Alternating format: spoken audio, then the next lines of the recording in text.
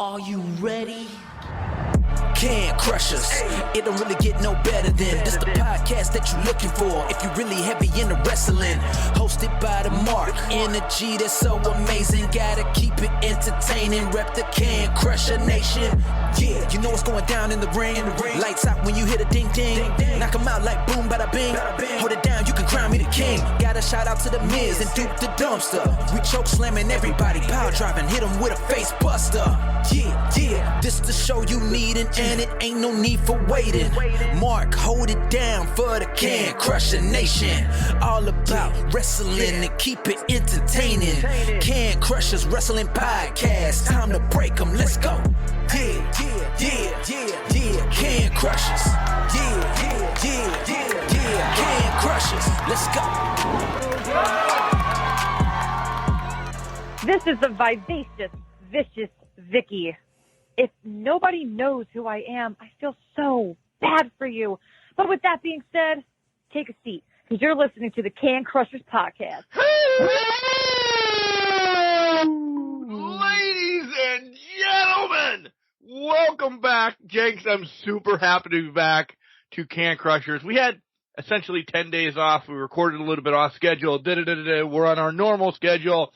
Let's fucking go. I got a lot to talk about. Yeah, baby.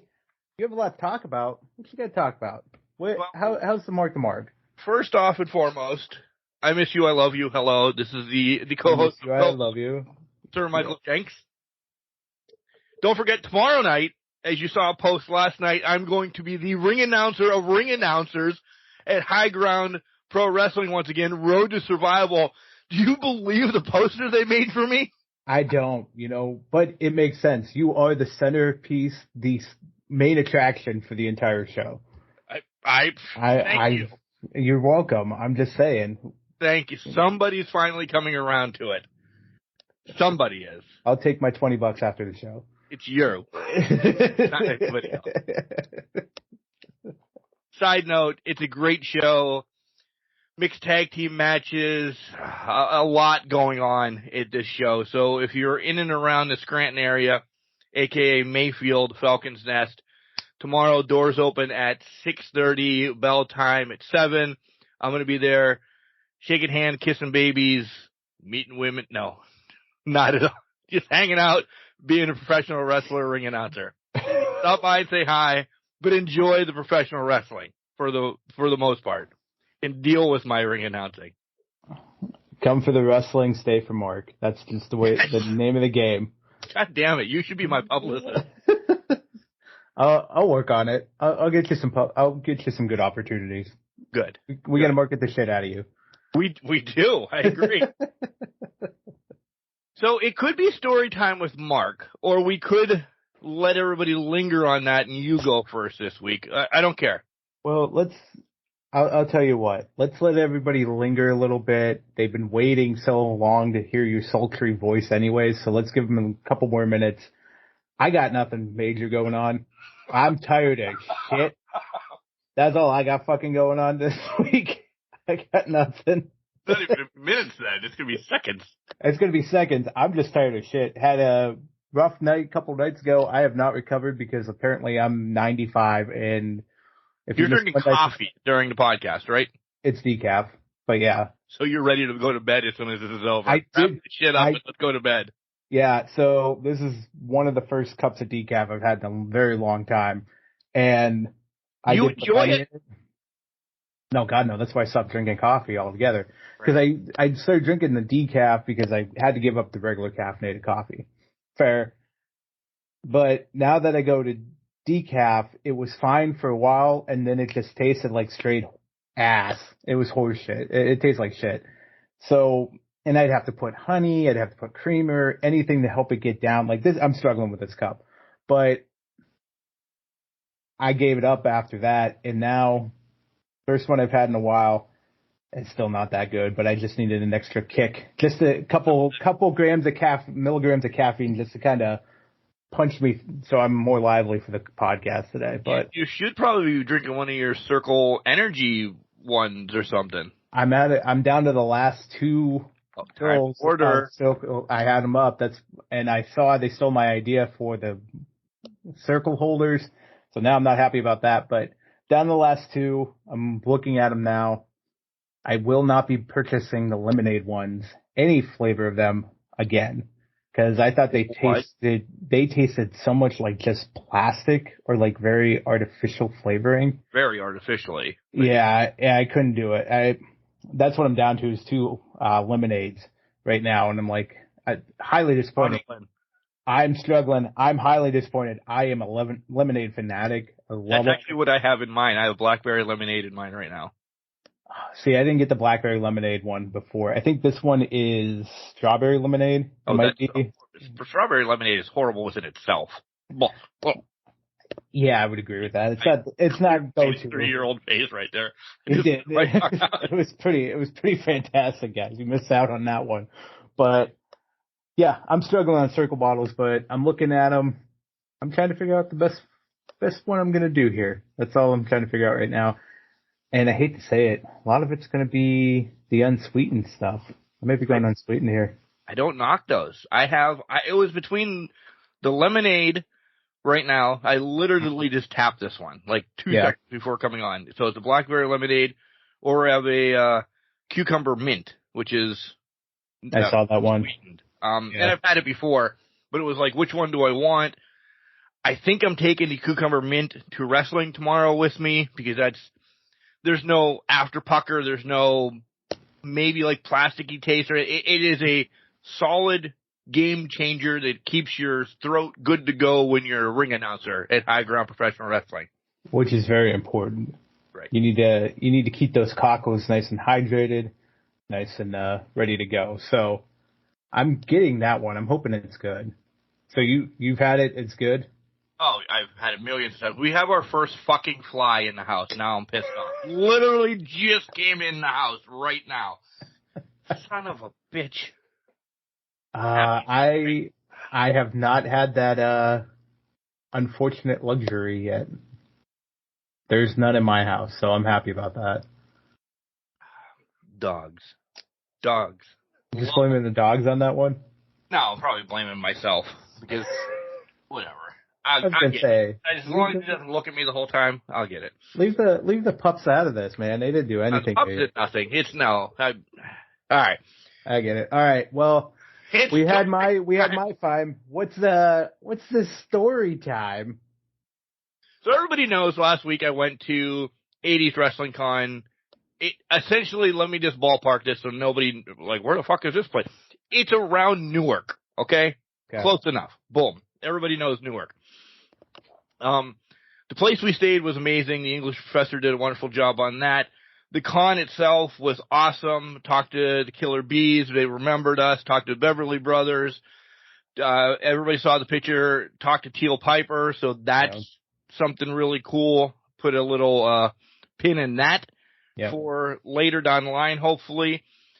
And just mingled. Talked to other people, had podcasts. The Dudes with Attitude, Joe Panther III was there. Shout out to him. We kind of, and I don't know why the hell I didn't get a picture with him because I really like the kid. He's a kid, meaning he's the same age as me roughly, but he's a good guy. I really like him. So we kind of mingled a little bit and just had a fun, relaxing, for the most part, weekend of wrestling.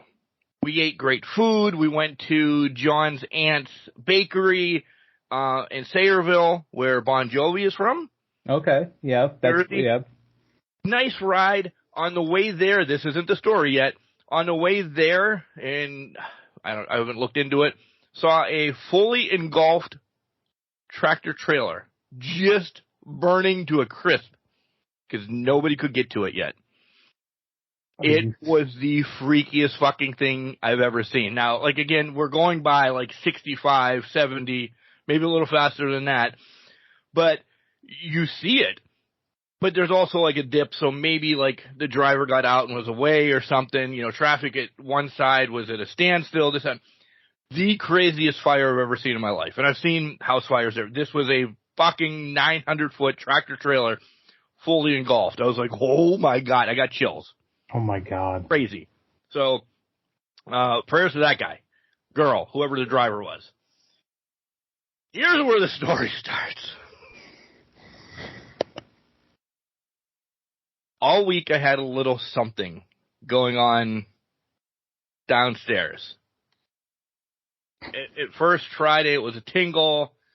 Saturday, I was kind of, I guess I want to say crampy, as I had like pains all over the place. Maybe fast forward a little bit if you get woozy. Sunday morning, I wake up, do my normal pee, and I'm a pea shooter all of a sudden with clots of blood coming out. No. Yeah. Oh my God. So we're in Newark. Okay? Ballparking again. We're in Newark. We got to go. What's wrong? Holy fuck, we got to go. Because Mark has now instantly thought, if it reverts back to anything from December, and I'm going to be hanging out at a hospital for a while, I don't need my family to have to drive to New Jersey to get me and or see me. Yeah. Everybody knows it's roughly, from my house to Newark, it's like 6 hours. But we combined everything. I have to go Newark to Pittsburgh. Mm-hmm. And Pittsburgh to home. Roughly 8 hours. Turned into 10 because I had to stop a few times to collect myself because, again, keeps fast forwarding if you don't want to hear this. My testicle's now on fire. The left one, just burning. And I did not, Jenks knows none of this, by the way. His face is better than my 3-year-old face that I did 5 minutes ago. I am dying in this car. I text the wife. This is what's going on. She's telling me, go to a hospital. I'm like, if it's related to anything with what happened, I have a feeling I might be staying. I need to push and get home to get to the hospital. And I do. So I'm now at the hospital about 5 o'clock at night. Of course, it's busier than fuck. Yeah. It's not life-threatening, so I'm on the back burner. Sit and wait, sit and wait. Awesome, cool. Finally get in. No names or anything, but the PA doctor, after we pee in a cup and we do all this stuff, tells me, you have a twisted testicle, a UTI, and then we're out to check your kidneys to make sure shit didn't back up into there. You ready to stay? Oh, fuck. I knew it. I knew it. Okay, fine and dandy. So, I don't end up staying, though. Okay. He gives me something. I don't know. Again, I don't know drugs. I don't know good drugs. I don't know bad drugs. Whatever he gave me, I was walking like Teddy Long out of the hospital. I was happy. But I'm now worried because if you look up twisted testicle, within 6 days, if you don't have surgery, you're Tommy Dreamer for the guys. Okay, well, now I'm scared because I actually did the homework. Are you fucking kidding me? This is going on in my life right now, too. This is unbelievable. Nonetheless, they gave me some drugs to go home. Make sure you see your normal doctor tomorrow. Call urology, blah, blah, blah, blah, all that stuff. Go to work. I drive Monday because it was late. I'm not calling my boss late at night to say I'm not coming to work and then boning the guys. So I get to work. I explain to the guys, still having my hospital band on, forgetting to take that off just to get home. They're like, are you fucking kidding me? I'm like, oh yeah, sorry. Completely ripped it off at work. They're like, you're driving all day. Do your thing. Okay. Get a phone call from the urologist, so he finally looks at the labs. It's not a twisted testicle. Okay. So I don't need surgery. Thank God. Thank God. But this is him telling me this before I did my homework. Okay?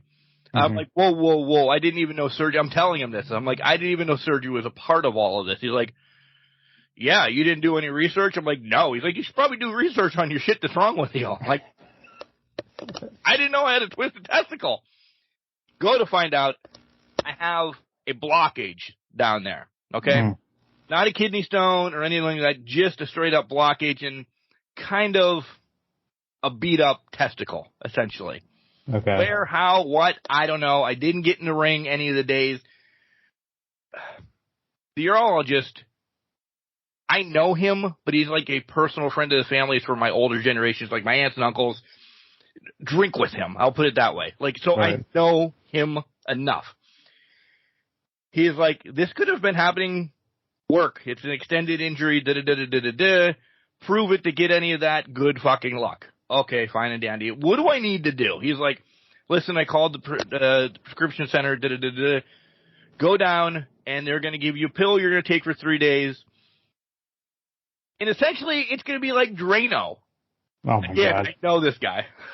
So he's blatantly telling me, he's like, it's going to be like Drano cleaning your shit out.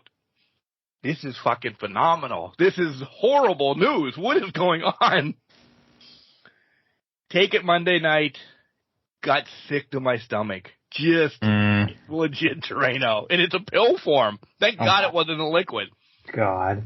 Tuesday, it's starting to feel a little better. Wednesday, Thursday, it is like a cup of coffee when I'm peeing now. So whatever it did, it broke loose. And it drained it. Oh, my God. Back to today, still some soreness, and he said that could be for a while. We're going to wait till the kind of infection gets away, which is essentially 10 days of pills that I'm on. 3 of the Drano, and then another week of less Drano, maybe the works or whatever the hell the other type of stuff they use. I don't know. So I gotta go back to see my normal doctor and kind of do another scan to see what's going on in there. Yeah, that's been my week. Oh, my God. I told Jenks, I said, before we started recording, I said one time, I just want to come on and say, I played video games and I barely breathed this week and I was fine. In a good sense. Oh. Like, I feel bad, kind of I don't want to say I cut the trip short because we did run back to John's aunt because they had a suitcase of cookies and biscuit and other things for us to bring home for both families, But they wanted us to have like lunch with, I'm like, John, he's like, I know. But you know, you go to an Italian family. Yeah. An in and out's minimal of an hour. Yep. So we left at like 7. By the time we got there, it was like 7:30. We only really got on the road 8:30, 8:45, you know, add all these hours, Yeah. Oh, my God. Sunday was not a fun day for you. That's I'm supposed to go to a Legion baseball meeting because, listen, I didn't go because I was in the hospital. Yeah. Which is all fine and dandy. They asked me to be the PA announcer, all this other stuff for the big regional tournament that's down here every couple years. Meadville and everybody plays in it as well. It gets thrown back and forth.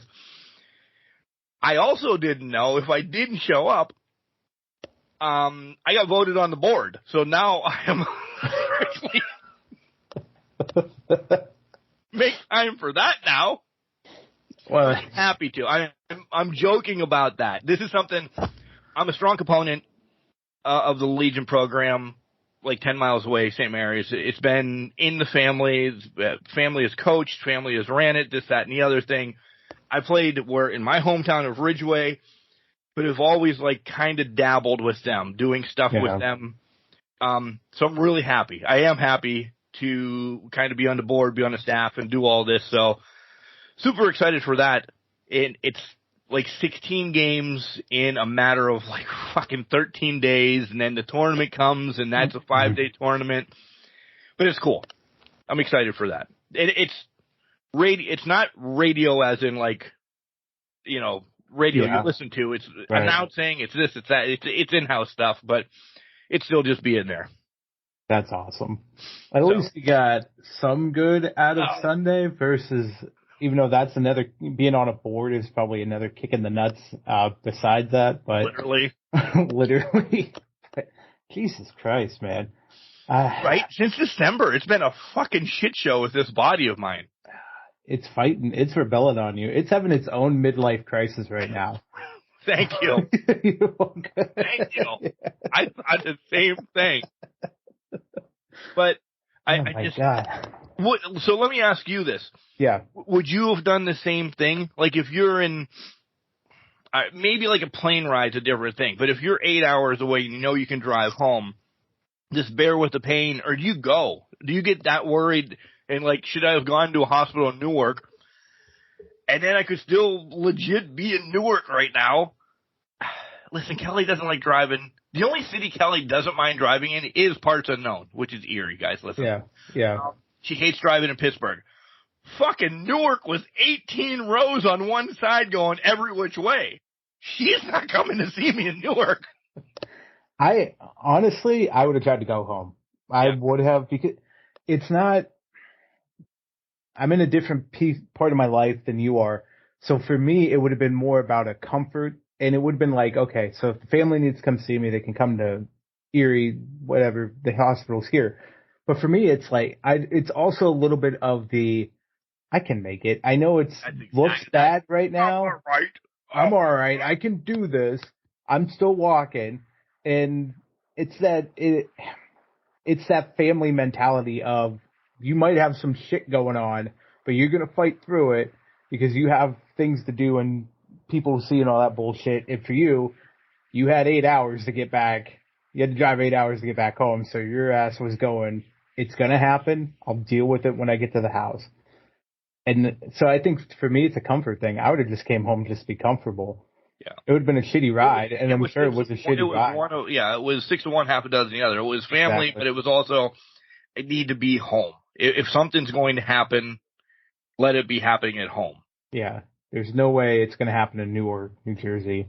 That's things against Newark, by the way. It treated nothing against it, but Friday and Saturday, and as we left really quick on Sunday. But yeah. Oh my God. I win. Yeah, you win. You win everything. I mean, I didn't have any ailments. I just didn't have a good night's sleep the one night, but good God almighty. Yeah. So that's that. And I did come back around. I had a couple baseball, softball games. So it was a nice week. So I got a couple baseball, softball games thrown in the mix. As I said to you prior to recording, man, I can't get enough of this NCAA. You know, it's the regional tournaments right now. I'm flipping back and forth between essentially the Big Ten, watching right now, Northwestern and Nebraska's on, so you guys really give two shits.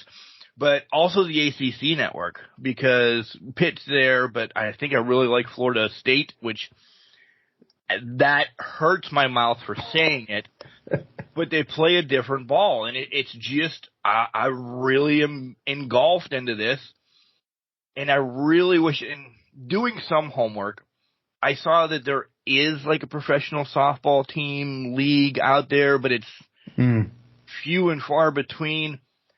Man, you know how much we are advocates of women and everything on here. There's a lot of talent. I'm not saying being wasted, because they're going on doing whatever they're doing in degrees and everything. I would pay, and I said this on the radio yesterday, and I got local people coming up and, you know, sending me some ha-ha-has or whatever. I would probably buy season tickets. I am so much in love with softball. I don't know if it's the quickness of the game now, or maybe I'm just ready or whatever, but shit, these girls are good. Yeah, I was watching, was it last year? There was it was a few years ago, because I remember now, I make it a point to watch it.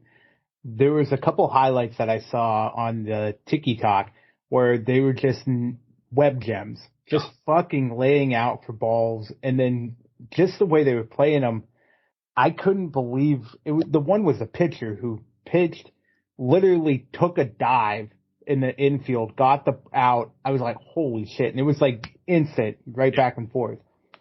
So softball is an underrated sport in its own right. Really? So yeah, it really is. So I don't blame you one bit for that. I'd watch it. I didn't even realize it was already tourney time. I guess it didn't even click in my head. It's mid-May. So yeah, it would be. but it didn't even click in my head. So I'm going to have to turn it on when we're done here. But holy crap. A shit ton of championships. If you're not doing anything tomorrow, which I know you are, but they're later on in the evening, shit ton of championships being played tomorrow. So yeah, make sure, or today as you guys are listening, make sure you check them out. Yeah, if you have the Big Ten ACC network, which essentially most people that have anything anymore, I'm watching it on the Roku. So that's yeah. You guys have it. You have ACC, even if you have YouTube TV, whatever it is. Right, you have it. Or whatever cable provider, you have it. Watch it because just watching it supports them, grows fandom, and more money and everything can go towards these women as well, playing an amazing game. Yep. So, you talked about a midlife crisis, and I kind of shuttered that around real quick, but that's a great place to go to remind everybody that May is Mental Health Awareness Month. Yes, it is. Guys, we'll give you the number again. Call or text 988 if you're having any thoughts on anything. You just need to talk to somebody. Our email's also open that, we'll get it and see it and we'll write back to you. Check out NAMI.org, betterhealth.com, or lifespan.org as well. And just know everybody's there. We're there. We're here to listen. You're enough. We love you. I'm not powering through this week because you're going to hear it again next week and the week after and everything. But just know that we're here. How's yours doing? It's doing good. You get through things on the week-to-week basis where you try to you pull yourself together and you can power through. But, for the most part, it's good. I would agree with Mark. You need to be there. If you need anything, reach out. There's tons of people that are available for you within your own family or within your friend group that you may consider family. Just think about reaching out to them and be with them, and they will be there for you. How is your mental health this week? I know you went through a lot, but Monday I was horrible not knowing what was going on. I was horrible. The curtain open wide or whatever you want to say. I was horrible. I was in that shell again, and then it honestly took the guys at work because they saw, just, hey, one nod and I know whatever. Comedy is the best thing for me. Make fun of me, do whatever. It lightens me up. It gets me out of my own head. Whatever. How am I now? Right now I'm perfect. I'm awesome. Yeah. And it took those steps just to kind of, hey, this, that, and the other thing. Monday, after the urologist called, I had no clue what was going on in my life. And then we started the Drano process. That gave me a little bit of a up. Tuesday, Wednesday, okay. Thursday, when I'm peeing oil, I'm great. Today, I'm fucking amazing. Right. Tomorrow, though, I'm going to be awesome. Drano's out of your system. You're ring announcing. You're back in your home away from home. Right. So, yeah, I don't blame you. If anything, and I probably should have learned this in December when I had that scare to this or whatever. It literally just needs to be one day at a time, or hours at a time. Because look, I'm fighting to get from Newark to home to get stuff taken care of, to get back to the family. Just take it as it comes. That's what I learned this week. Yeah. Well, that's going to be that's the important thing. Take it as it comes, but also leave the past where it was. Newark. Listen, leave it in New York. New York. I don't know why I said New York, but leave it in the past. Things happen all the time. You're going to make mistakes. You're going to get sideswiped. You're going to be thrown off your game. Everything under the sun, right? You can beat yourself up for 5 minutes and then just move on because there's nothing. You can't change the past. There's no time travel. There's nothing there. And even if you did time travel, it changes everything in the future and it makes it worse. So just take it as it is. Sit there for 5 minutes. You want to beat yourself up, take 5 minutes, do it, but walk away from it. That's the one thing I've learned in the past 8 months is I used to beat myself up for weeks on end about every little thing, anything I did wrong in my personal life versus work, yada, yada, yada. It takes a toll on you. Take 5 minutes, have it out. Just lose your mind about it if you want. When that 5 minutes is over, you say, all right, time to nut up or shut up, and then you just move on. Terrible way to say it. I didn't mean to bring it. Actually, I did not mean to bring it back to there. I brought in Zombieland, but hey, you know what? It worked. But you take it. Not up or shut up. That's why I'm doing this. But it's more or less, okay, you've taken it on the chin. It's happened. There's going to be consequences. There's always a consequence for your actions. That's fine. But just move forward. You will figure out the way to get yourself through it. You're given the tools. You're given the tools. You're given the tools. Sometimes it's easy. Sometimes it's rough as hell. But you are given the tools, and honestly, you're an amazing human being, whether you believe it or not, that you can get through anything. And you just need to take it, like Mark said, one step at a time. Yep. Take what comes up, deal with it, move on to the next step. You'll get onto the other side, and it'll be fine. Yeah, you really will. All right, let's transition into wrestling.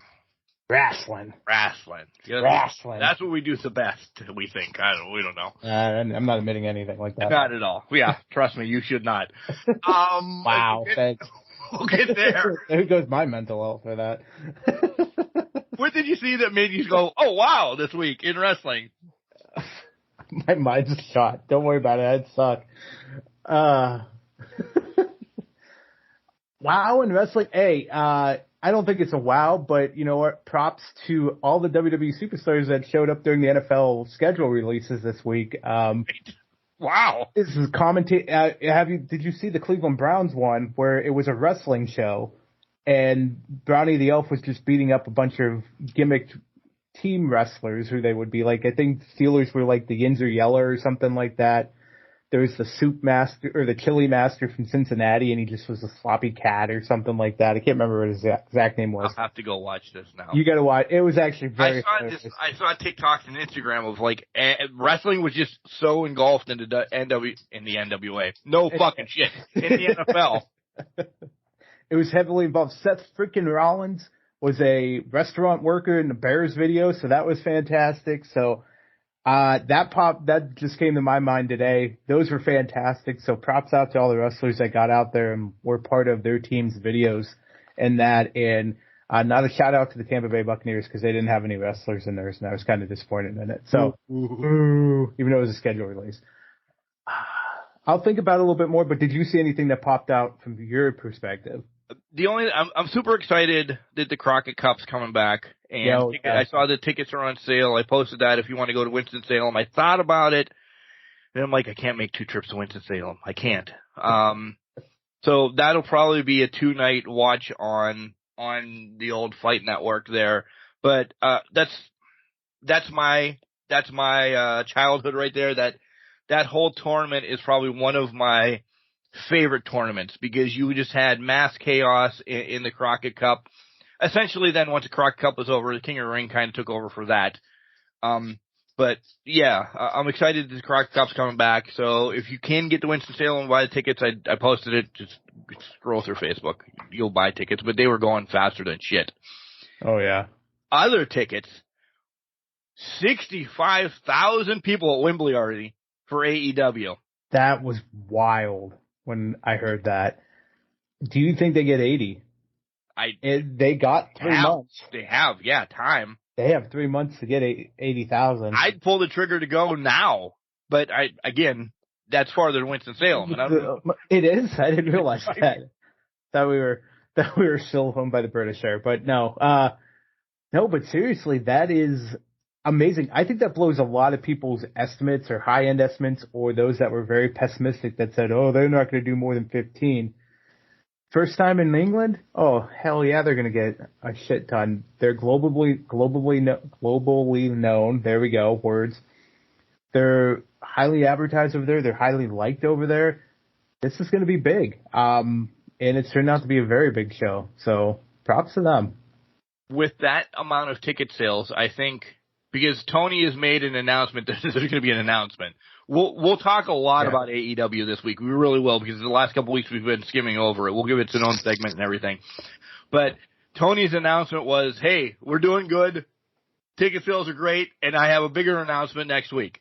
So he had an announcement that he had an announcement. All right, whatever. Right. On that, I think he looked at the ticket sales and how this so well is doing at Wembley and what to expect. You saw that now he's tackling bigger venues in America now. He's going from Jenks Arena in Boston to one of the biggest, the Boston fucking Garden. Yeah. And that's huge. And I hope he crushes it. Yeah.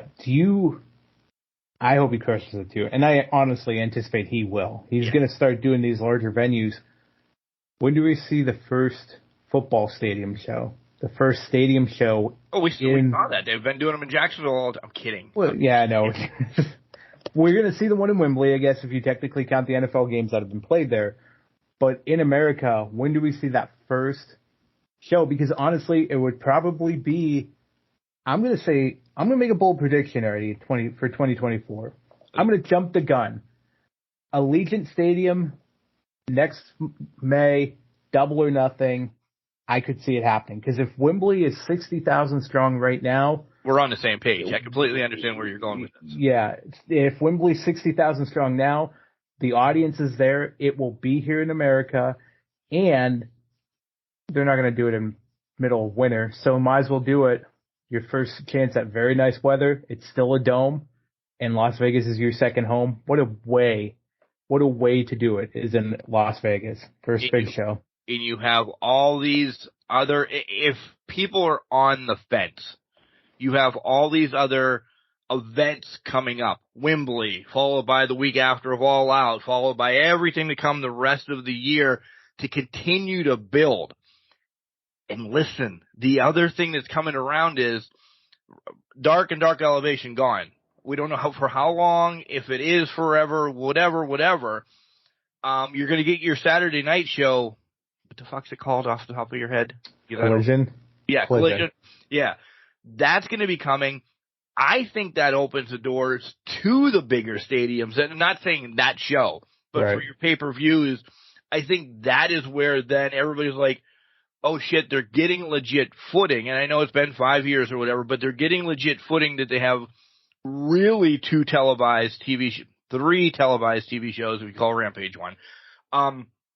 And I'm not knocking it, because we have to talk about something that happened on Rampage a couple weeks ago. Listen, we're all over the board to cover stuff on AEW this week. But I think it opens up more for people to say, holy shit, this is where it's going to go. And that Wembley one is a huge one, because that's the international market. Yep. People from just not England are going to that. People from America are going over, England's going over. But you have all those other continents, countries, are going to trickle to England. This is going to be I'm going to compare, so don't jump on me.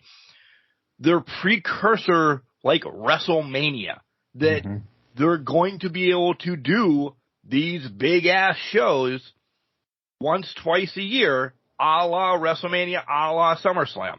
Yep.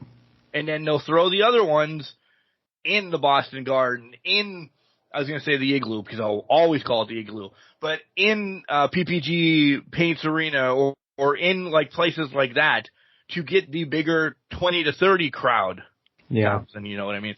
Boom. So I love it. I really do. Am I that much in AEW, Mark? Probably.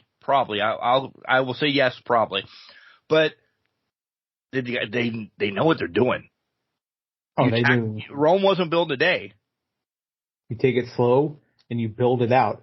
This isn't like and you guys can take the hate, throw the hate on here. This isn't like WCW where we rush into things. We're trying to build it up consistently. Listen, I hate to say it. They've already outsold what they did in their biggest night in the Georgia Dome back in '98 when Goldberg won the title. They only did 45 in the Georgia Dome. And you can't tell me they couldn't have got 60 to 80. But hey, it was Monday Night Nitro, so it was what it was. But they are going to do They've already outsold that. They're building themselves up. They've built the brand. They've understood what they can bring in, how they can do it. They understand that the international market is there for this. And to your point, they're testing it on a neutral soil. They've never stepped foot on the continent of Europe. And if their presence is strong there, it will be strong in America. So yes, there's going to be 1 to 2 big shows that they're going to do every year, and it'll be in summertime. It will be. It would make sense. Forbidden Door could end up being one of those shows just to make a monumental mark just because of the nature of it. It's 2 companies coming together to have a wrestling show.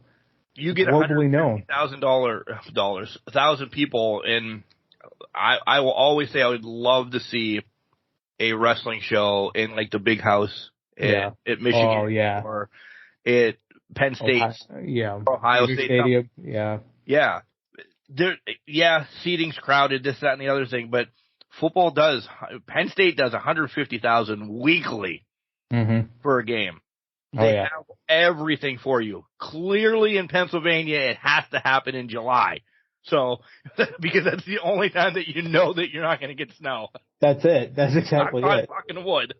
If you want anything in the north to happen, you have to do it from, we'll say end of May to about the last day of May. Beginning of September. Yeah. But I would love somebody to go to one of these colleges and sell one out. I don't give a shit if they could do it Impact easily. or something. Yeah, but that would be so fucking cool. Well, they already sell out the arenas at the colleges. Right. Like, WWE's been going to University of South Carolina for a long time. AEW, I know, has trickled into some of those arenas. Peterson's a good example. Even though the Peterson's not that big, it's still an example for Pitt. Yeah. They're going to fill it out. Yeah. There. Yeah, exactly. So they're gonna fill them out. Just take the time. I think college stadiums are underappreciated and underutilized because there might be some logistics with sports in that. You could do it in the summertime when there's not many teams there. I don't know how it works with football, how long they practice or whatnot, but there's an opportunity there that you can take advantage and say, let's drop this in the big house for a week. Again, if Michigan's getting a boatload of money, they'll be like, hey, football team, you're using the practice field for this week. Yeah, you're not going to use the big house for it. Yeah. Because we just got $1 billion from AEW to come here. I'm just saying, it might be sweet to see. I know it'll never happen in South Bend, but touchdown Jesus standing right over the ring, just hallelujah over the ring. What a visual. What a visual. Have you ever been? No, I haven't. We drove by it when Ethan was on our trip to Chicago one time. We swung in. It's pretty cool. I've never been inside. Yeah. Hopefully that changes this year when I find out, because Pitt plays there this year. Well, that's fair. And it was, do you want the West Virginia game or the Notre Dame game? Both. Listen, I know I'm lower on the totem pole of season ticket holders. Right. So West Virginia is an hour away. Notre Dame's a little bit farther away. I said, make the Notre Dame number 1 for me, West Virginia number 2. Mm-hmm. So. You never know. Yeah. Well, I could get that game. I could have also picked Florida or North Carolina. Again, that's a much farther trip. Maybe next year or in a couple of years. All right. So do you want to start off with a loss or do you want to start off with AEW? Told you, feeling good. Let's do AEW.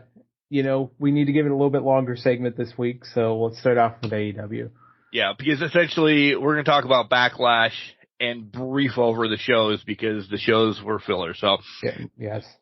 All right. You know what? Screw it. Just we don't even need sponsors. Go buy something from Collar and Elbow and use our promo code. You know it by now. Get a hold of Crushers. Come on, guys. We got this. Get a hold of us on all our socials. You're subscribed already and all of that cool stuff.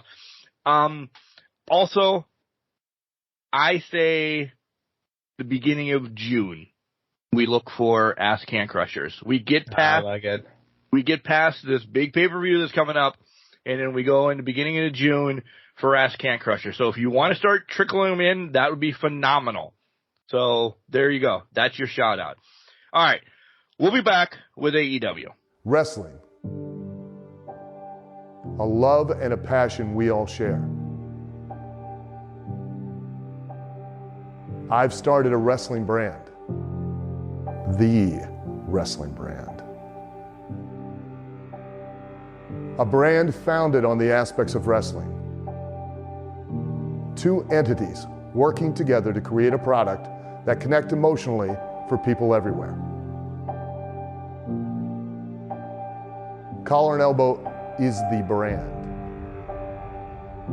Passion and love for wrestling is the drive. I am Al Snow, and this is Collar and Elbow, the wrestling brand.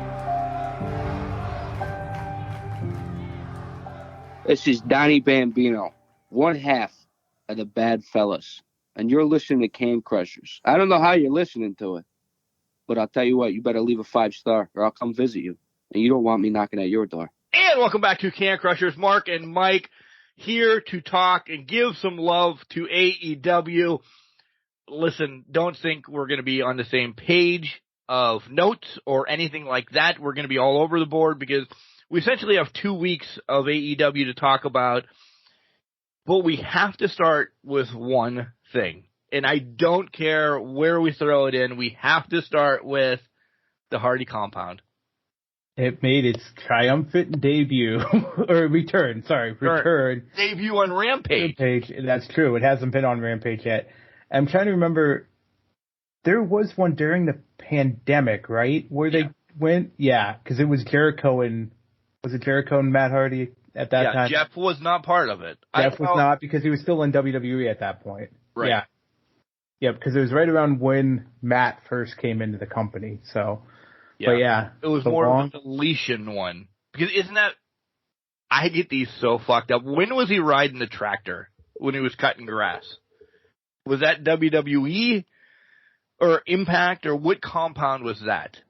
Well, they're all the same compound. No, I know that they're all. But when did he ride the? He was going to run somebody over on the tractor. That had to have been WWE maybe. Yeah, because somebody was battling him with a lawnmower, like a push mower at that point. So I think that was WWE. Okay. I think that was WWE. Well, maybe now. God damn it! Now it's probably Jericho. These are all smushed together. Am I about to spend tomorrow looking up all of these just to rewatch the insanity that... Apparently you have nothing to do tomorrow, and you are lying to me about everything. I'm not, but... Oh, my God. I might just have to spend some time after I get home just watching it. Watching the Mass Chaos. I will say I got enjoyment out of this one, but it was the lesser of anything that I remember. I had a lot of dad moments and awe moments on this one. Yeah. Because the kids chasing Stokely, that was cool. Them driving after him in the Power Wheel. Maximus, or whatever the hell this kid's name is, doing the Swanton. These kids that are 6 or 7 are beating the shit out of Stokely. That was funny for me. It really was. That was hilarious. That was very hilarious. I like the callback of seeing some of the Omega wrestlers with him. Did everybody notice Caprice Coleman was the one of the referees?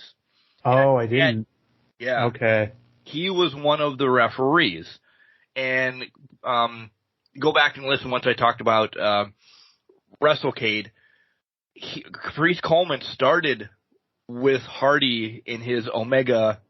You would call it backyard wrestling, but listen, check out Omega Wrestling because they toured. They were a legit company making money. That's where Caprice Coleman started. So they gave him a little bit of rub. And the other referee, one of Jeff's best friends, and shoot me now because I don't remember his name and I didn't write it down, but was also there. He was the one actually rooting for Matt, saying, come on, Matt.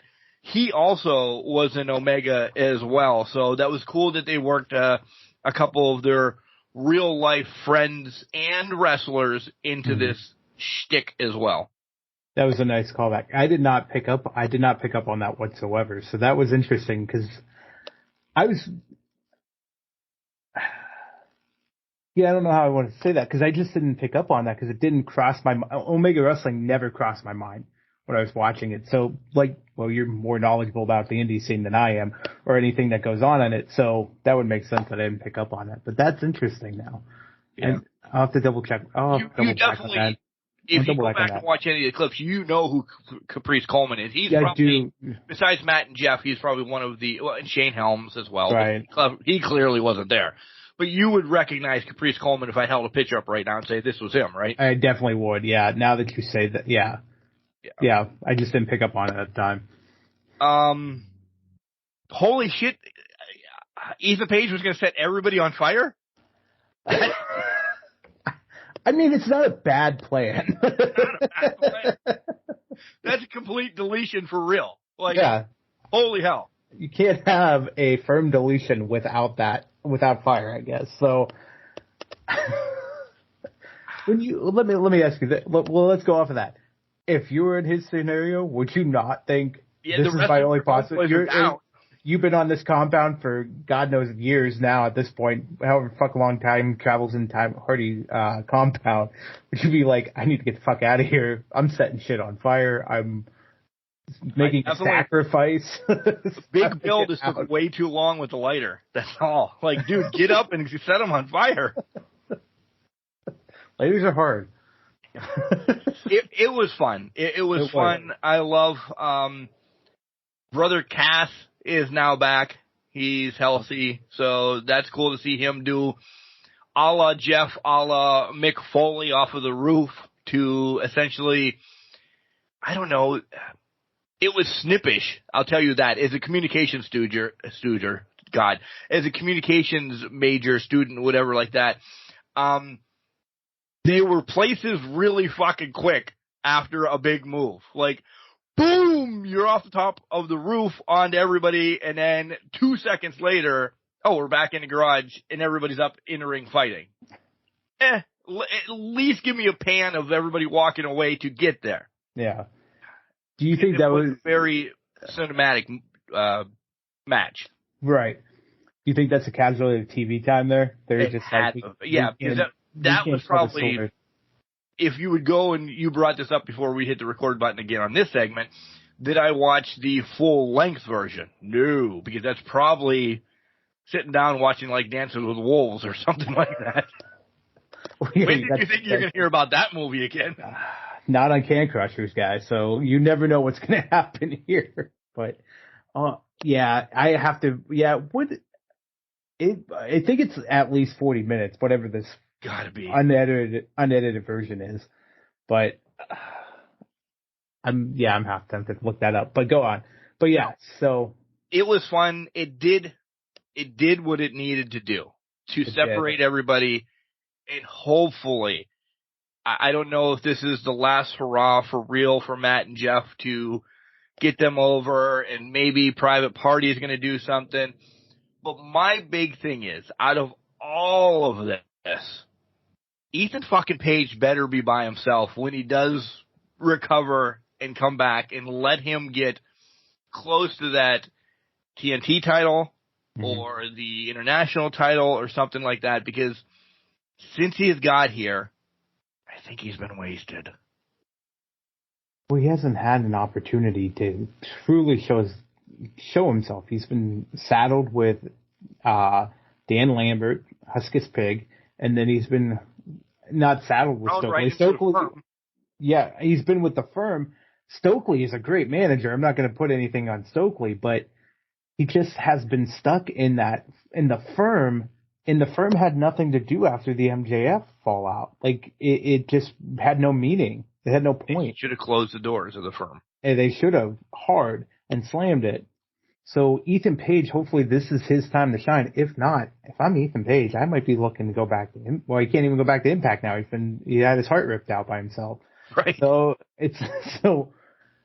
but I think he's so underutilized. What's the game plan here? If he was the one to beat Orange Cassidy, I think that would be your best move going forward. Because I really don't see anybody else that would be good to do that. We could make an argument, but do we want to jump right? Like I said, we're not going to break down match by match in order, but let's go right into that because I love that whole idea because I'm tired of Orange Cassidy. You are. It's the same match every week. I don't care. Insert Big Bill, insert Garcia. They're great matches, but he can never just win a match. It's always a surprise that he wins. It's a roll up here. It's a roll up there. It's a lucky win over somebody. Can the champ fucking decimate somebody one time? He's your Jade is, but he's on a 30 winning streak now, 31, 32, whatever of defending the title and whatever. Jade crushes people. Give Orange one. I know he's a littler guy.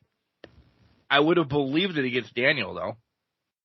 Even though I love Daniel Garcia. But if Orange would have came out, Slumdog Millionaire, Orange Crush, Superman Punch, whatever, and not really that fast, guys. Don't throw me under the bus. But maybe like a 10-minute match that Orange does everything. It just is, everybody gets over on him. Oh, he surprises them and wins. I'm getting bored. That's fair. I'm not yet.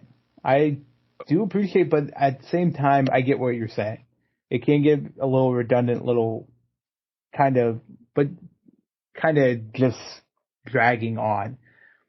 To your point, though, it would, to me, for Orange Cassidy, it can't be that easy. It can't be that one and done or that big move match that's 8 minutes long. He's the guy. It makes more sense for him to have these longer matches because his whole personality and persona is built off this. He has flashes of brilliance, but he's really a sloth when it comes to doing anything else. So he would have the 20, 30-minute matches. Now, if he had like a finisher that wasn't the Superman punch that we just call Orange Punch, right? Maybe it's more exciting, or maybe it can, like Beach Break does a pretty good job of coming out of nowhere when it needs to, but he doesn't win matches with it. Right. So how do we get him to a spot where he can hit moves that just come seemingly out of nowhere? I'm not saying change it to an RKO, don't get on my nerves, but RKO can come out of nowhere, or a stomp can come out of nowhere, or things of that nature. I mean, I see Canadian destroyers get pulled out of thin air left and right, which they're overdone.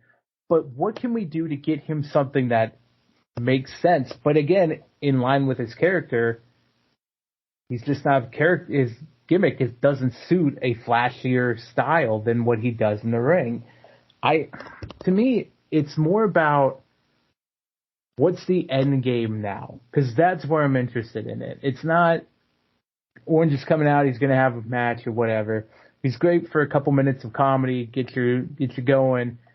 And that's why I think he fit so well in that first time spot. Oh, agreed. Opening up the show because it got people in groove. They were laughing. They were having a good time. But now it's the end game.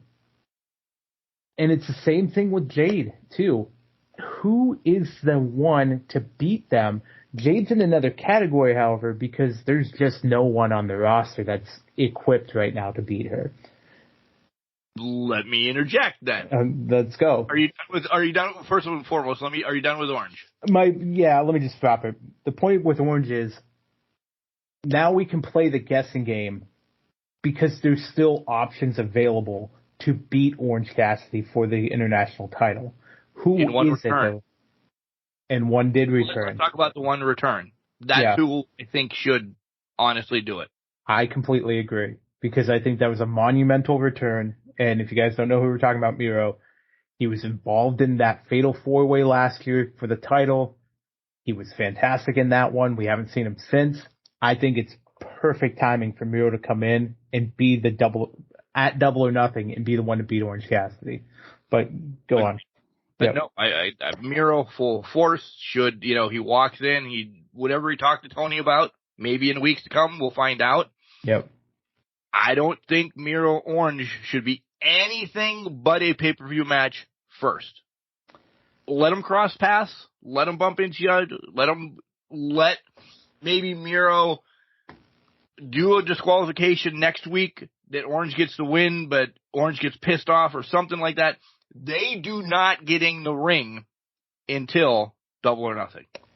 I even think they get in the ring at Double or Nothing, and it's a squash match, and Miro just goes over in 3 minutes. Yeah. Maybe 3 minutes. It's not even... You have Orange Cassidy, who's now dealing with lingering injuries. Miro is a beast, a monster that you can play him up as. Pissed off persona. He's on his own without his god, or he's not the Redeemer anymore. This is a perfect scenario where it's a 2 to 3 minute squash. Miro walks right out with the title. It doesn't hurt Orange. It doesn't hurt him at all. Not hurt Orange at all. No, not at all. Wrap back around to this after whatever Orange is doing next, and it'll still be awesome. Yep. Agreed. So you brought up Jade. Rumors are everywhere that Saraya is going to get somewhat of a big to-do in Wembley. Well, no fucking shit. Yeah. Will Tony pull the trigger and have her beat Jade? Honestly, I'm going to hope not. I agree. Because I don't think she's the one that should beat the streak. I think the huge to-do could be a title, could be the women's title, but I don't think she should be the one to end the streak. So you're throwing Saraya and Jamie there. That crowd's going to be split 900 to 900. I know, and that's the point. You imagine how that crowd would be. That is a big-ass moment, and if Saraya walks out with the title, chef's kiss. If Hayter walks out still with the title, chef's kiss. It doesn't matter. It's just a big to-do, and it's basically everything you've wanted to hype up. If that is the match for the women's title at that point, that's your main event match. Take my $60. I will pay it. I'll give it to you in dollars, not even pennies. I will just pay you in dollar bills, and I'll make it rain, because that match will be so fucking great just by the atmosphere around it alone.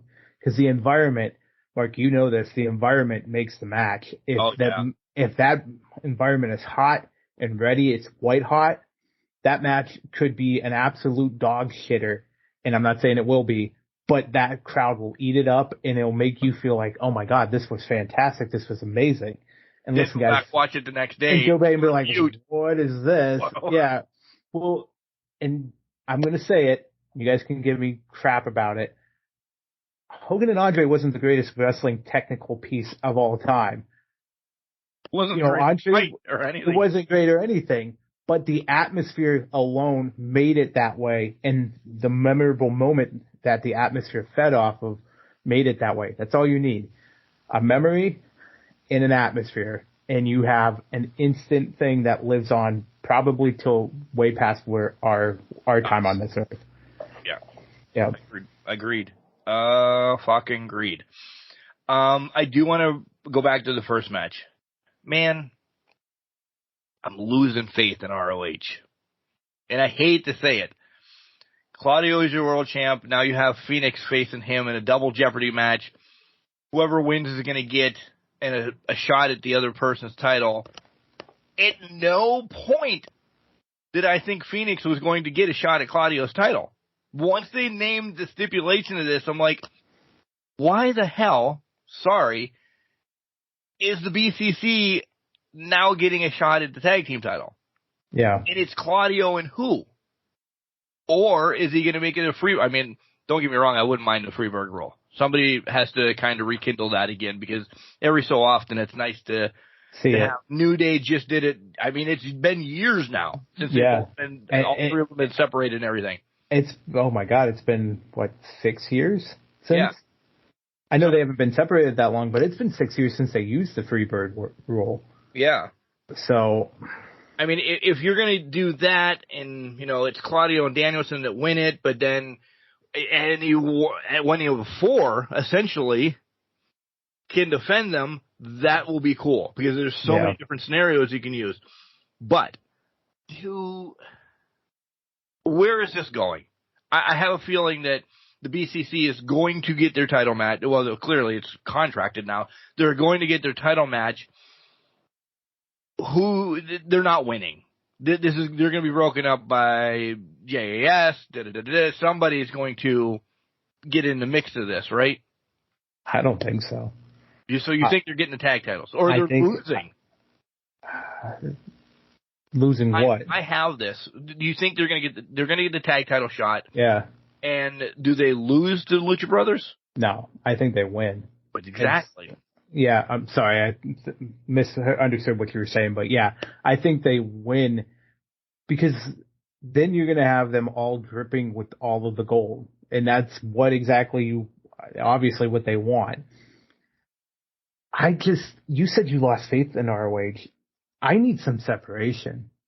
I don't need ROH. That was better. I don't need ROH in my, and I had this thought earlier this week, and it was on Wednesday night. If I ever wanted a brand split as much as a draft right now, it's in fucking AEW. I need an AEW roster and I need a ROH roster. But they can't do that because the BCC is so ingrained in what they're doing in both that they just can't make that. They can't make that separation. Is there a way to have two members of ROH, two of the members of the BCC saying ROH and AEW? Of course, but it's just so ROH just seems so much more like a, I don't know how to describe it, almost like just the puppet or like a prop. Afterthought. An afterthought. That's perfect. It's an afterthought, and it's, hey, we got these shiny belts right here, but they mean absolutely nothing because you hear nothing about us. And we're not getting anything to draw us to an app to watch ROH. So we have to bring all the talent back up here. We have to do the balance, yada, yada, yada. It's an afterthought. It's just, we have the library, and hey, we got we have 9 other belts that we can actually showcase off. Which is sad because a lot of talented individuals hold those belts. I agree. I listen, once Collision comes out and you have Dynamite on Wednesday, Collision on Saturday, that hour of Rampage, I hope it's not thrown away. That should just instantly be turned into your ROH show. ROH Rampage. Boom. Yeah. Yep. All that's on it is your champ. I'm not saying just your champs, but anybody. There's your draft. There's your brand split. I mean, ROH is minuscule as it is right now in AEW with the umbrella over it. So whoever your champs are and a couple others, throw them there. You guys have an hour. Yep. You're live. Do whatever, however you want to record it. Boom. This is your shit. Go at it. You're not going to come back over for a while. Exactly. Showcase the hell out of the ROH brand, who you have aligned to it, because you can tell they have several people aligned to it that only show up on ROH, but then there's several people that are way too much on both that you're just like, well, why would I turn into Honor Club when I can already see him wrestle here? And I'm getting Rey Fenix versus Claudio on this show. Right. So as opposed to, I'm not giving you $10 extra. I'm not giving you $10 extra. You put this on Honor Club, maybe I'll give you 10. I might get it because I want to see what this does. And let's be honest, kind of underwhelmed in its own right. And I think it was because they I don't know if they just neutered the match for just the beginning of the night or what. I just felt like I was expecting a lot more from this, and it kind of dampened the mood for me a little bit on Rampage. Oh yeah, I'm sorry, Dynamite. Yeah. Agreed. So all the pillars talk. Okay, you bring up whichever one you want. I'm going to bring up MJF because you're very Beatles oriented. So oh my God, when he compared them to the Beatles, was he right? Do you see that way? He wasn't wrong. No, he wasn't. I would never have pegged him as the Paul of the group, but hey, honestly, Sammy is Ringo? Sammy's Ringo, which was a funny surprise, and I liked it. I like that a lot.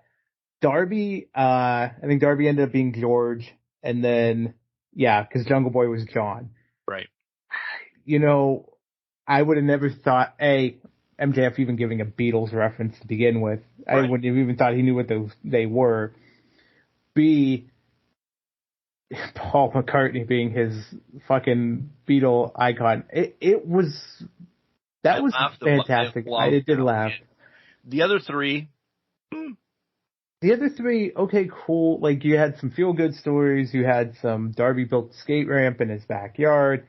Jungle Boy, cool. Wasn't really much of anything. I had a ring back here by my pool at my lavish mansion that I grew up in because I was Luke Perry's son type thing. But, yeah, the only memorable part of it was MJF saying they were all the Beatles. Right. Like, good promo, I guess? Good, yeah, his was. His was, for sure. The others were looking. Fast forwarding, FTR comes out, they want to apologize to Briscoe. Motherfucker. And then they fucking apologize to Briscoe. I didn't like this at all. Because... Did you not like it because of who was involved or just the outcome of it? Or how it got to the outcome? How it got to the outcome, yeah. Probably. Because... Listen, I know I love wrestling. I love wrestling for my life. Some things are a tough pill to swallow. And getting the pile driver when you're blinded because so anybody thrown in between his legs was getting a pile driver. Yeah. It's just, I know there's times that you have to suspend belief. And there's times that Mark's like, this isn't gonna fucking happen. You wouldn't. You're just one of the just I'm like, listen. Are they losing the titles? Are we going to give Jeff Jarrett and Lethal, who have been doing Omen's work in the tag team division? They really have been doing great shit. Like it or not, they've been engulfed in a lot of stuff. So I don't want to say carrying the division because, listen, you have a ton of awesome tag teams. They're engulfed in everybody. Did they get their pat on the back with the titles at least once? Or is this... Wait. Or is this so Briscoe can bring somebody else in and FTR and Briscoe can go back and fight again because Briscoe's turning on them. Here's my prediction that you can take until Double or Nothing. Briscoe's screwing them over at some point. Yeah, okay. I'll buy some point. I don't think it's Double or Nothing though. I think Briscoe knows too much that the shenanigans Lethal and Jarrett have been thrown on. You know that Papa Briscoe pop up in a promo the week before this, kind of pull him aside and say, "Boy, let me tell you something," and started talking to right. To Mark. It's definitely, he knows that he's a pawn in their game. Now, there will be an opportunity, I think, that he does screw over FTR because I love the dynamic that they've become best friends over this year-long rivalry, whatever, great, fantastic, that's awesome. But you're going to tell me Mark's not sitting there like, I got to get me that tag title.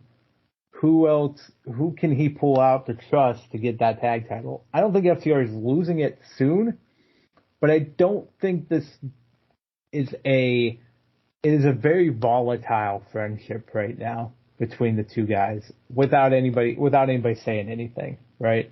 Yeah. So he may let them win on Sunday or whatever, 28th. Double or Nothing is the 28th. But he is definitely pulling the rug out from underneath them, maybe as soon as after the match. All right, that too. I'll give you that. Yeah. Because and I just said everything that I said about Team Jarrett, what would that do for them being tag team champs? That's the only thing. Like, there's a story being built between FTR and a couple other teams. Yep. That would do more than, and I'm waving to everybody with my hand, by the way, that would be derailed with, even if it's a day. Yeah. A derailment for Team Jarrett to get the win. Well, yeah, exactly. And even go off of that, would you rather beat FTR without the titles or with the titles? With? With the titles, right. So you were going to let them win get him back into your good graces, and then punch him right in the face. Like, that's how you would do that. So there's a lot of shticks going on in this match. Oh, there's a ton of shticks. There's a lot of schemes going on right now. There's only one scheme that's going to succeed, and I think it's Mark's. Whatever Mark's doing right now. Or we could just be overthinking this, and Mark is just a simple country boy that don't want to screw over his friends, but he's going to be pissed for a little while just because he just got driven by a blind man. I mean, that's just the way it goes. So, are you excited that Thunder Rosa walked back in the door too? I was surprised. That one. Both of these were major surprises for me. Agreed. Both were major surprises. Thunder's was a little more of a surprise to me because I thought she was still on the shelf with the back injury and that. I'm excited to see it. But how is that locker room? How is that locker room looking? Or are we just overthinking her coming back? Because let me ask you this. Is she really coming back, or is she maybe saying, I can't do this anymore, but let me lead something else? I don't know what that would be. What's the game there? Because one could be a comeback with Miro, and one could be, I can't wrestle anymore. I'm getting on my horse and riding away. Yeah. And the second is more of what I've heard. Yeah. Read and everything. Yeah. So, Roddy Strong, big set of nuts. Smart guy. He apparently got a law degree at some point. Everybody fucking has bands. Everybody's got a band. Everybody's got a law degree. Everybody knows how to get around people now. But by the way, NBA playoffs next week still continue. So this is why you're getting a pay-per-view essentially on Dynamite next week. Yeah, oh yeah. Yep. It's back this week and next week. Well, this past week and this week, essentially pay-per-view matches. Like, they're giving shit away to keep their crowd. Mm-hmm. They got to get the crowd in. They got to get the viewers in. They got to get the ratings in. Either way, there's no way Omega Moxley in a cage was going to be on Dynamite if it wasn't NBA playoff time. Right. Like, there's just no way that's happening. But do you think Roddy stands a chance in hell of winning that match, even with everybody gone? Yeah. You? No, God, no. I thought he would make. So here's what I thought was going to happen, but I don't know if it is going to happen now. Maybe they'll find a way to make it happen.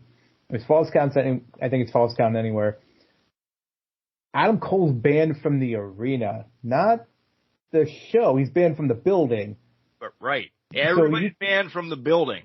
So if this goes out in the parking lot, JAS is there. JAS is there. Adam Cole could be there.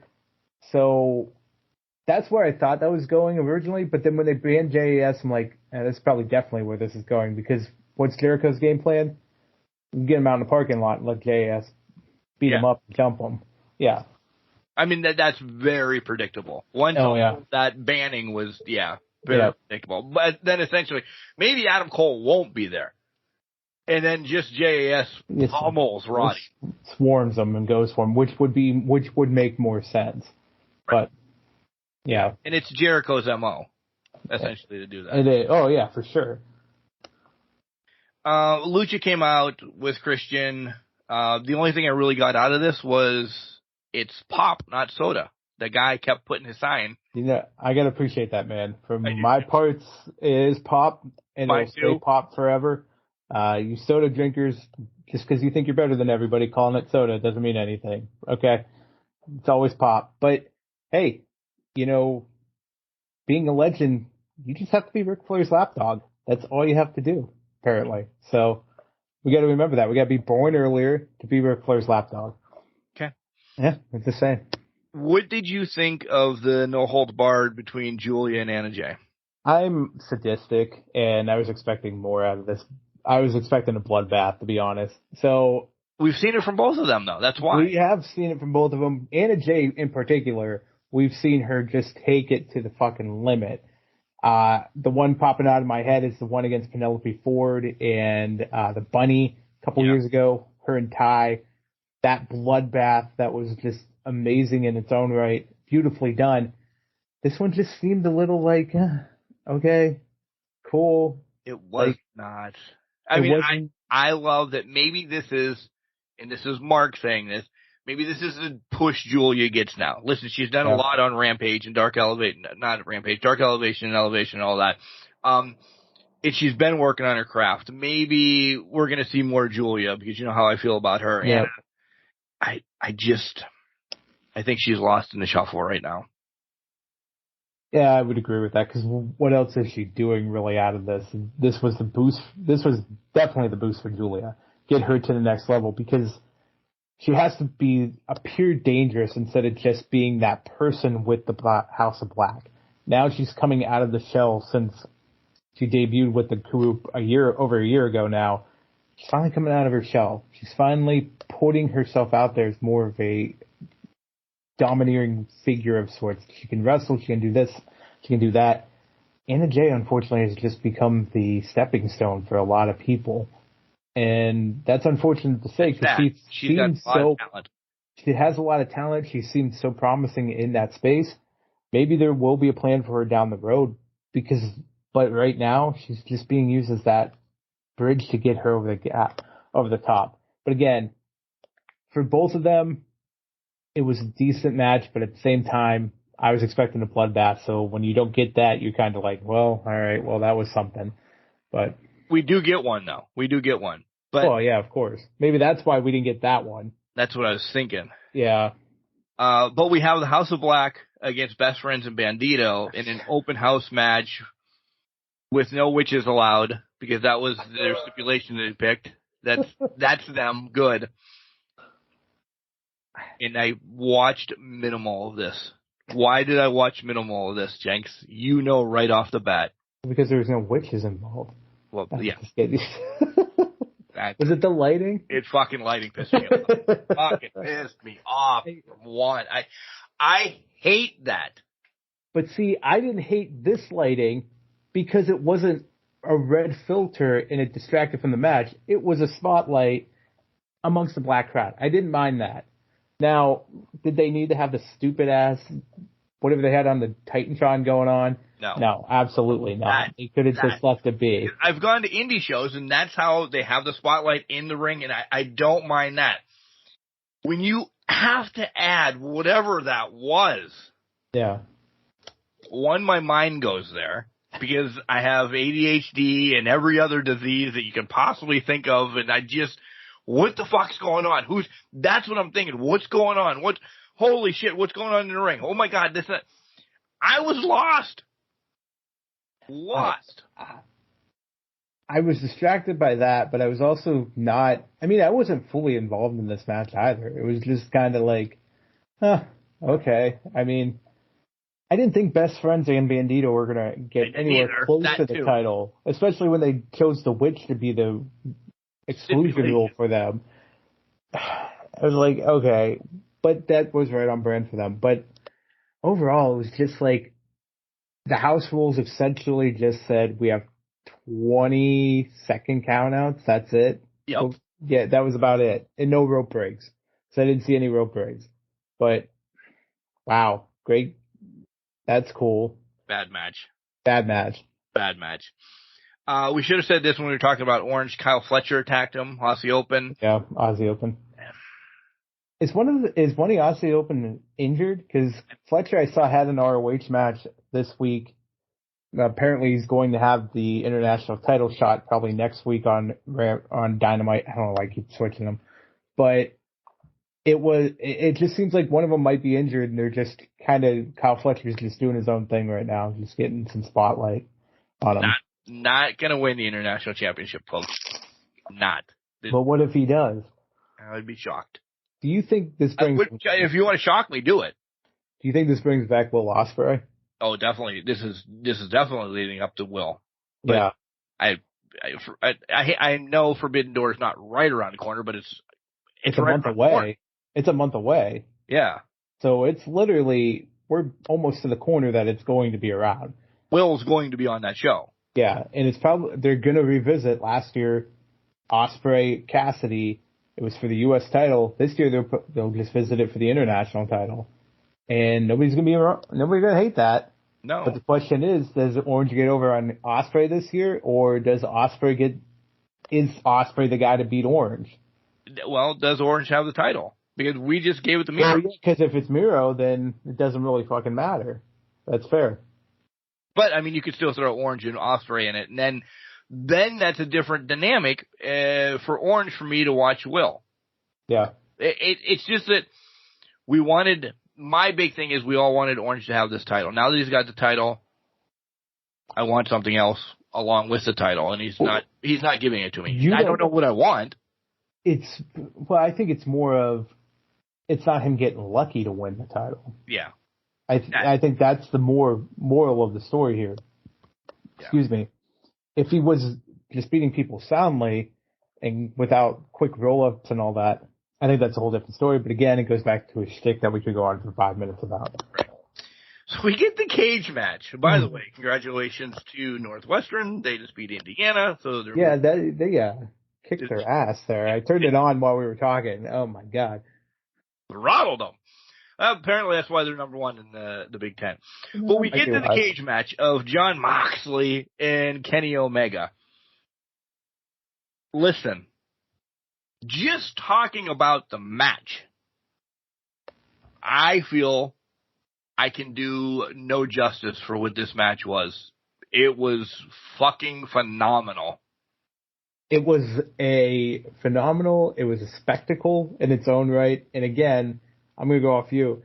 We could talk about some of the spots, but at the same time, there's no way to describe this. You need to watch it. You need to watch what happened and how it happened, because that's just how you need to do it. Listen, I watched this. This was the last thing that I watched prior to the show because I had to catch up on things. So this was watched a la 2 o'clock Friday. So this is when I watched it. This is another reason why I'm excited, because this fucking match at 2 o'clock this afternoon had me going, what the fuck are they doing? Callie's at home like, what's wrong with you? Are you having a seizure? Are you okay? The dog, I'm literally saying that out loud. They're like, okay, all right. She comes in from the kitchen. What just happened? Like, this engulfed us for I don't know. It felt like the match was 30 seconds long, but it was also, because then I paused it and looked, it was set up to be like a 35-minute match. Yeah. Ish. Yeah. It was, yes. Is it in the running? All fucking right. And if you don't know what I'm talking about, it's called the Crushies. That's the thing. But yeah, it's definitely in the running. I mean, I loved all the callbacks. They put it into the lights out match way back when. The broken glass piece was just spot on with that. But again, if you didn't go into this match expecting something absolutely crazy from these two after watching what was that lights out match way back when, I don't know what you guys were doing. I feel like you were under a rock, because I knew this going into it. As soon as I saw Moxley Omega Cage, I'm like, oh shit, here we go. This is about to get really intense really quickly. And it didn't let up. And especially through the cage. Oh, fuck. Who do you think got it worse there? You thought your nuts hurt this week. Omega's. Right. After that V trigger. God damn. Nut up or shut up. Nut up or shut up. I switched to Tennessee and Alabama. It's the top of the first. Base is fucking loaded for Bama. Well, that's terrible news. Yeah. That's probably somebody I won't root for. I do like Tennessee. So I don't like Bama. Yeah, then once the cage is open, match, this, that, and the other thing, Don fucking Callis. Oh, we speculated for months since the return and everything. We didn't expect him to fucking shiv him. Jesus Christ. In this fucking match, we thought maybe it would have been like Takeshita, there was the turn there. No, he fucking steals the screwdriver from Mox and then shivs him in the fucking head after he's going for the pin on what was a one-winged angel on some of that glass.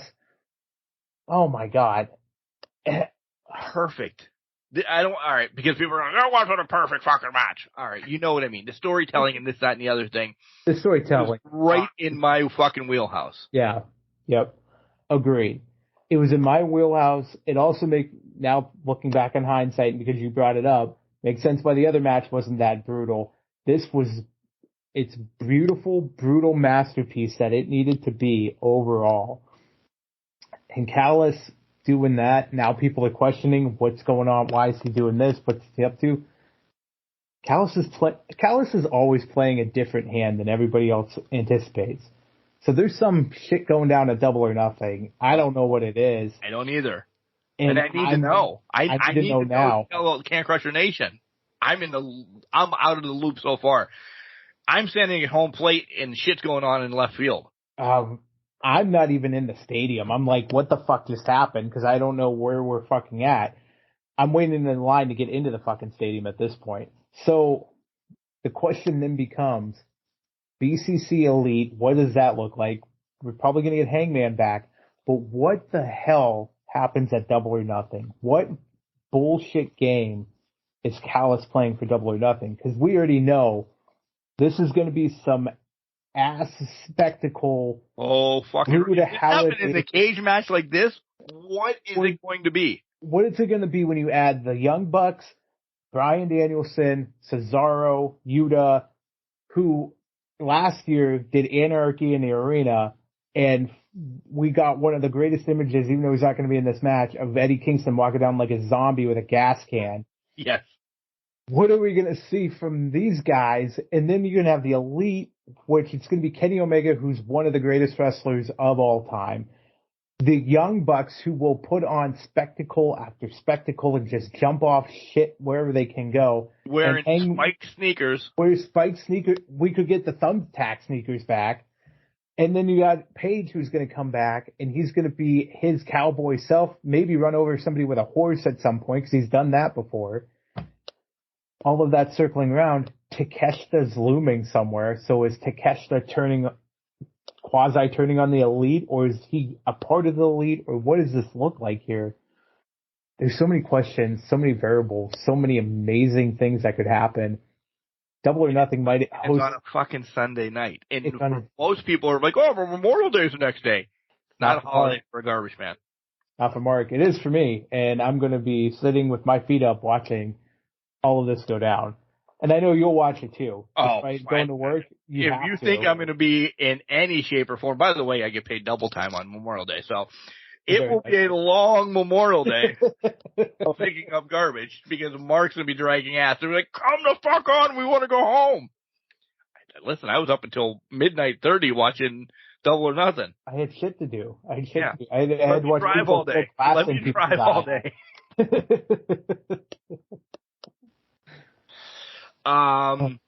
Yeah, so AEW is right where it fucking needs to be. Listen, everything is, in my book, everything is just oiled up, greased, everything's running. I'm ready for anything they throw at me. So I'm interested to see how long this lasts. We were in a lull. It was obvious that they made this happen with the NBA playoffs playing competition to them now. So now we have to see how long this kind of thing goes, because they're throwing everything at the wall to get viewers. Right. Let's give it a month. After Forbidden Door, where their mindset, does the quality stay up, or do we revert back to where we were before? Because now I'm going to be cautiously optimistic with this product.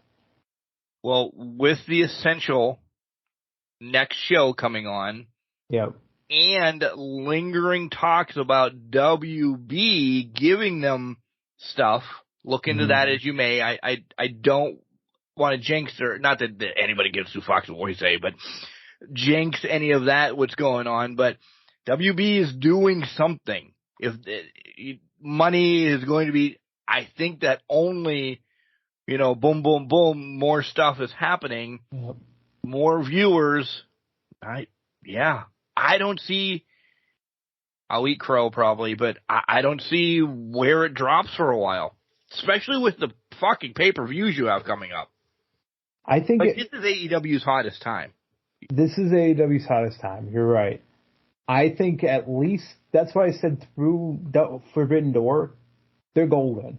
because that's I'm going to say through All Out. I would love to believe that, but I don't know.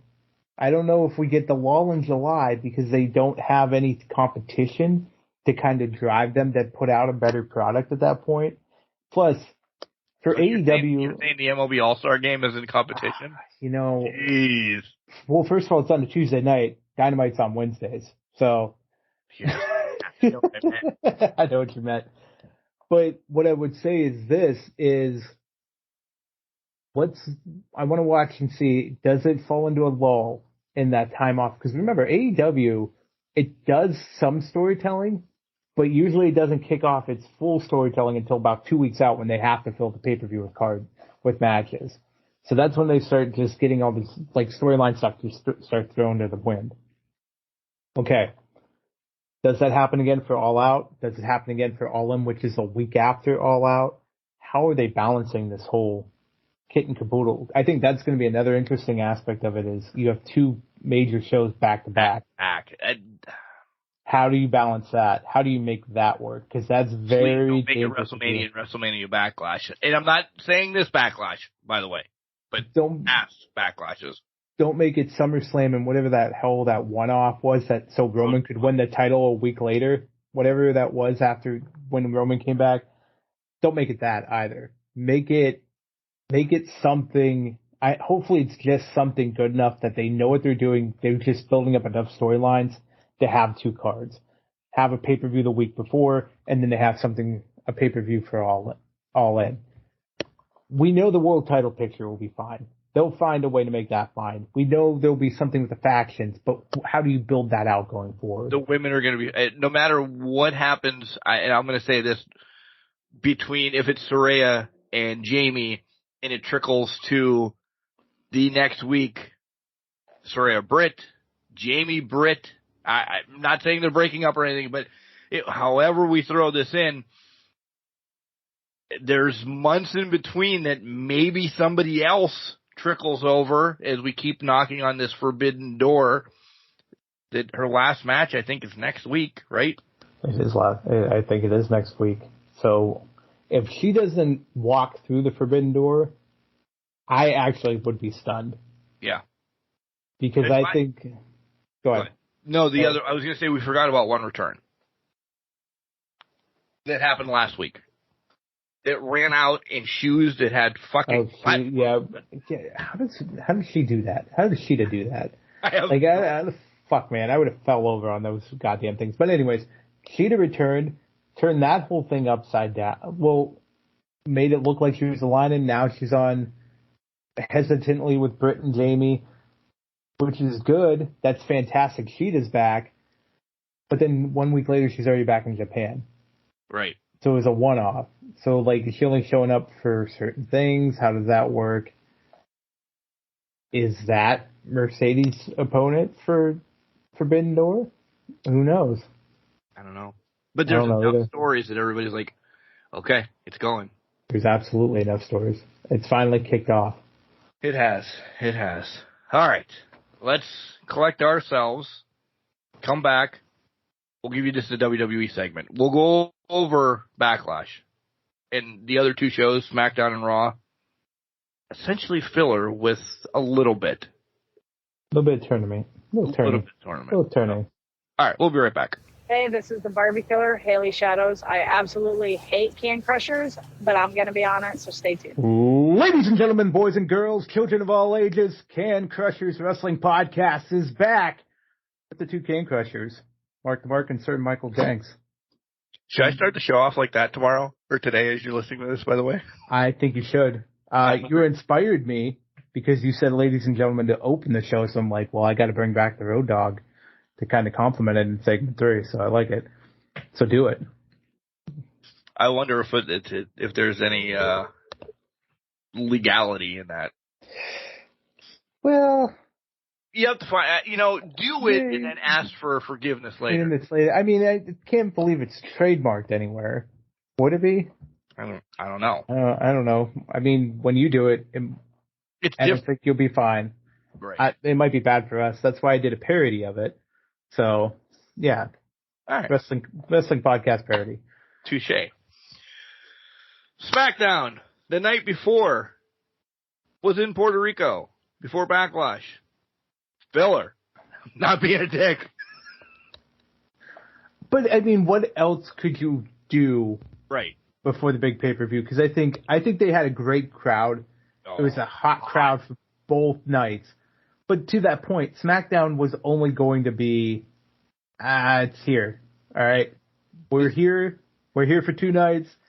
Here we are for this one night, but it was never going to be anything spectacular or special. No. So let's dive right into this. We had a bet that the title was not on the line. We're here. So we're going to break this down match by match. Bianca and Io starts for the Raw title. What a divided crowd. First and foremost, I'm like, holy crap. I didn't think it was going to be that divided.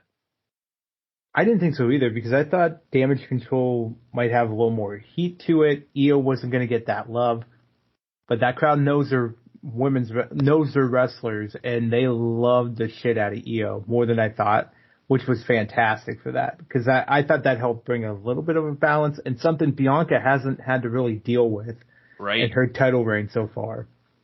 So, yeah. Love the Spanish 10 count, by the way. Love the Spanish count all night. I don't know why I popped every fucking time, but I did. Every count. It was so much more noticeable. I think it's because if it happens in America, you become deaf to it, right? Right. It's an everyday background sound. Because it's Spanish, it's a lively crowd, it's heated, and honestly, first time we've heard counting in a while for it. It was fucking great. I loved it. Into the match, I said, fuck, that Io almost died in the match. I know we usually don't call out a lot of stuff. We let things slide. Yeah. Holy shamoly. I know how the power slam is done. Yeah. You're both working. I don't know who essentially lost it, but goddamn, thank God she recovered. Because that was bad. She had an angel with her at that point, because it was nasty. Yeah. It was not good. Ugh. I love the shit out of this match, though. Like I said, this is going to be hard pressed to beat. Right off the bat, this is going to be hard pressed to beat, because I thought, oh shit, this is a perfect place for Io to win this. Then because you have a split crowd, you pull that trigger, and okay, you're not going to get the boos from Tennessee or, wherever Bianca, because listen, America to Puerto Rico, completely different crowd, as we said, and that's why I wanted to pinpoint that right off the bat. This would have been the perfect place for that to happen. Did it? No. But it extended the storyline. It extended a storyline. And Bianca's not involved. I think it accelerated the end of a storyline. A end of a faction, we'll say. And honestly, I think it extended it to last night for you guys when you're listening to this last night. I think this is happening on Friday Night SmackDown, because this is the way. I was with you. I was starting to think Io had this and was going to win this thing, right? But then when Damage Control came down, I'm like, oh, there's going to be some Keystone Cops kind of clusterfuck going on here. And it was a clusterfuck. The way Bayley ended up costing Io pretty much everything. It was a stupid way to do it, but it now gives the reason for them to kind of just say, no, fuck Bayley. We're going to turn on her and we're going to do our own fucking thing. It accelerated that tremendously. And I didn't think it was coming that fast. But now it seems like it's right here and it's knocking on the doorstep. And for those, when you're listening to this, they've already kicked the door down and it could have happened. Yeah. I didn't know that Becky was the longest reigning champion. I was ripping this back to Nikki Bella. Every time that they're, she's the longest reigning champion, blah, blah, blah, blah. I didn't know Becky surpassed that. At one point, I thought Charlotte did, because I thought Charlotte had an extended title reign when she first won the title. Right. Charlotte had that extended reign. I didn't realize it was Becky, but I guess Becky technically did have it. But Nikki didn't have it for a year. Now that we're saying this. Becky almost did. I thought Nikki's was like 477 days or something like that. I don't think she ever eclipsed a year. Oh. Okay. Yeah, okay, so Bella beat it anyway, even from WrestleMania to WrestleMania, essentially, and then, yeah. But Becky's, I forgot Becky had a lengthy title reign. I knew Becky had a lengthy title reign. I just did not think she was the longest reigning champion, to your point. I did not realize that. But all in all, I like this. Like I said, man, this was going to be hard pressed to beat. Next matchup was Seth and Omos. Didn't do it for me. It was better than I thought it would be. And longer than I thought it would be. Because I thought Definitely this would longer be than I thought it was going to be. I thought it would be a shorter match. I know people, I saw the rumblings that people were praising Omos for this match. No.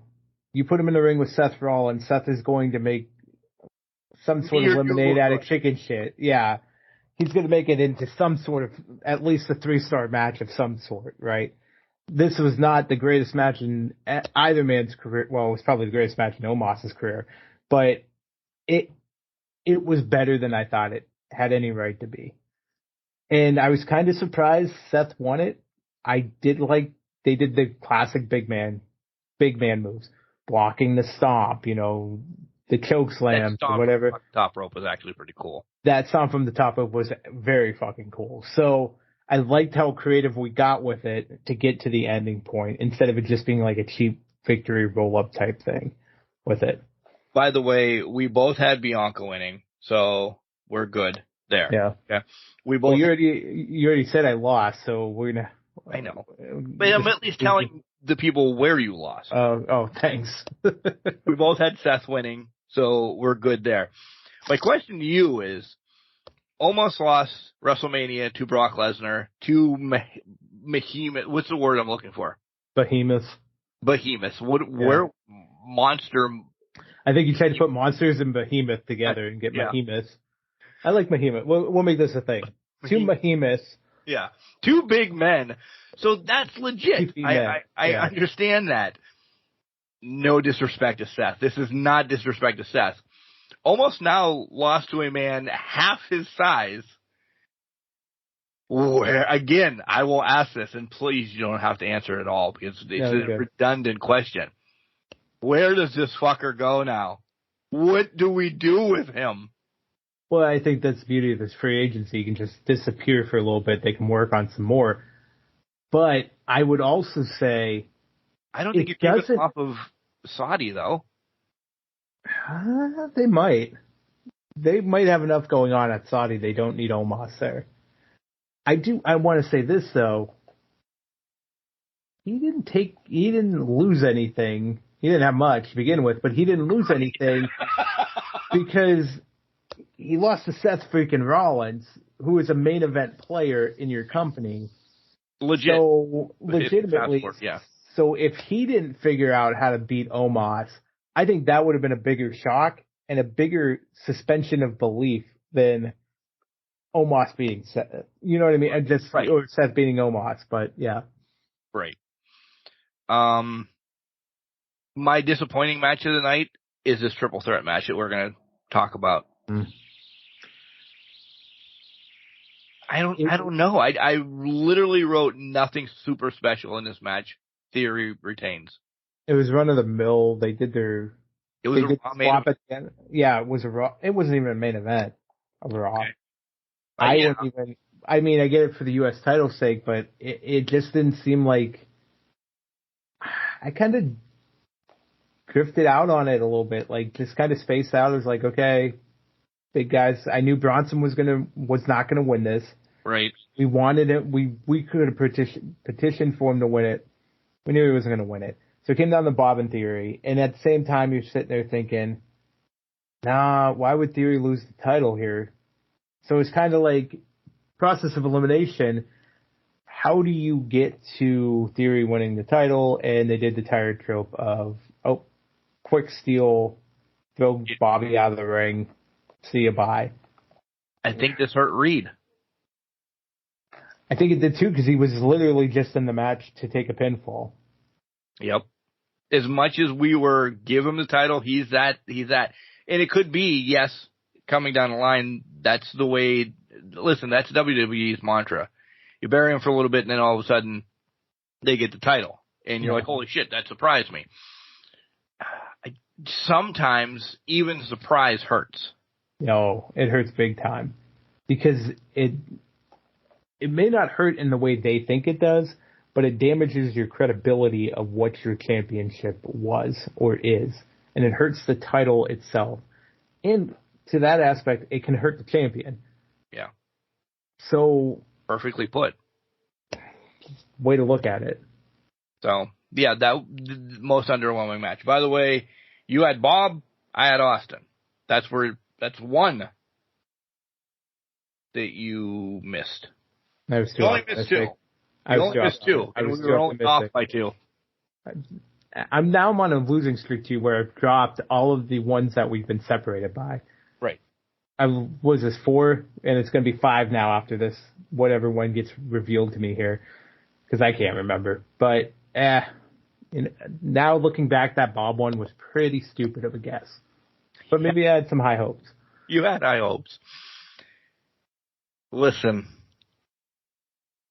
I have a lot to say on this next match. Ripley against Vega. Unbelievable emotion in this. Couldn't Vega get a surprise victory? Switch it the following fucking night? What would Puerto Rico do if Vega would have got it? It's David versus Goliath. I understand Ripley has everything in the world, but what if she demands her rematch the next fucking night, 2 nights later, whatever, and decimates Vega then back here in the United States? Doesn't she look like a bigger monster then? I was so invested in Vega in this match because of the emotion. Because did I pick her? Nope, I didn't pick her. So my heart wasn't that stupid to go.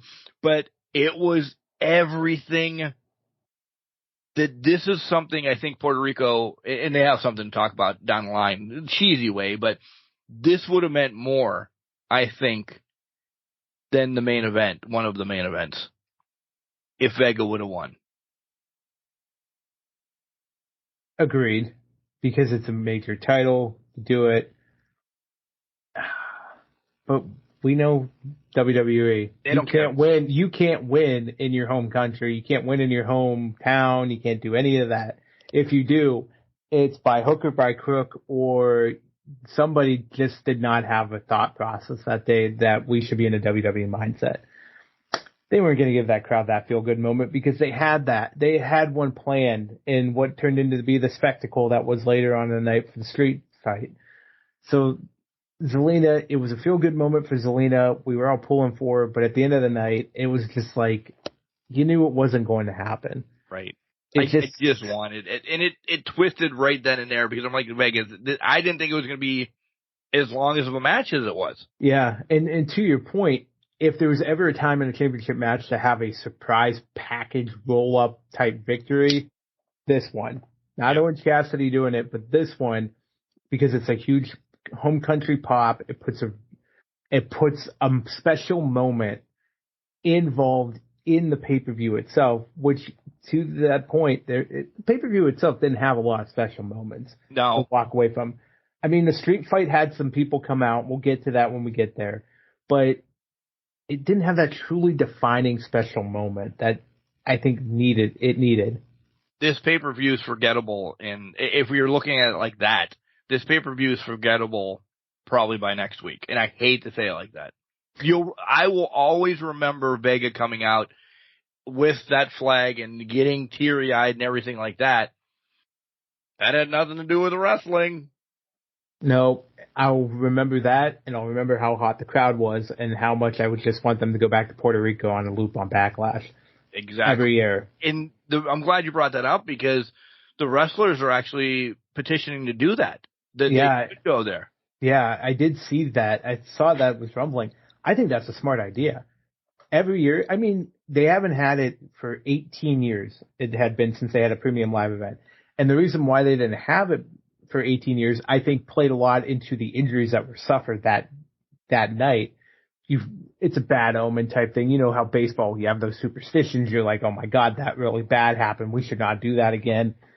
I think that's what played into them never going back for 18 years. And now that they have, and it went successfully, let's create those special moments. Let's go back year over year. You can have a standing pay-per-view in a standing place and go back year after year after year after year. AEW in Vegas. AEW in Vegas, AEW in Chicago. WWE put one in Puerto Rico. I'll still say it. Leave Money in the Bank in London, very old London every year. You're golden. Yeah. You go to Saudi twice a year anymore. Yeah, exactly. You have standing ones in Saudi twice a year. Throw something in London. Just do it. Why not? I mean, agreed. Yeah, Mania needs to go there one year. Completely agree. As much as whatever, but Mania needs to do it. All right, we made reference to this a couple of times. It's a street fight. I'm shocked that they actually put these back to back. I'm too. It is because of Vega getting her moment, sliding right into Bad Bunny and Priest. Glad to see Bad Bunny as a fan of Taylor Swift wearing the 13 shirt. You know, by the way, he wasn't going to shake it off. That's for sure. There's bad blood between these guys. There's a ton of bad blood between these guys. They would have fought till midnight if they could have. So they're never, ever getting back together.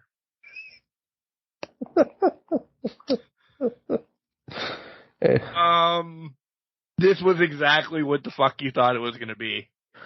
Yeah, gang warfare. It was gang warfare. I didn't expect to see fucking Savio Vega, though. No, but Savio Vega, first of all, acting like a mob boss, handing out candlesticks from the back for the Pride of Puerto Rico. Then Carlito coming out. I wasn't expecting to see Carlito at all. So I was excited about that one. But then Savio Vega throwing the Quang martial art kicks in there. And I was like, what the fuck is going on? So it did what it needed to do. This was, if there's a feel-good moment that Puerto Rico is going to pull, it's a Bad Bunny beat Damian Priest. And Jesus God. But you know what? I props to Bad Bunny taking not only a beating in this match, but the spot off the damn speakers onto the tables. And almost killing himself with the sliced bread from the top. With the sliced bread from the top, bouncing his head off the mat. Oh my God. Props to Bad Bunny. He fought pretty good. And again, it was a solid match from him. It was a spectacle affair. This isn't going to be match of the year. No, it's in a spectacle moment. Yes. Of course. Honestly, I'm just going to be honest. I can't get over Quang and Savio Vega. That fucking thing just... I popped more for Vega than this match. And that's but as soon as I found... Was this the Vega you thought you were going to pop for tonight? Not at all. Not at all. I was shocked. Listen, as soon as I saw the 13 on his chest, I'm like, why the fuck is he wearing Taylor Swift's lucky number? And I don't know why that came in, but you just know Taylor Swift's favorite number is 13, so... Is that his? He claimed it. To the Bad Bunny people out there that are fans, however many of them there are.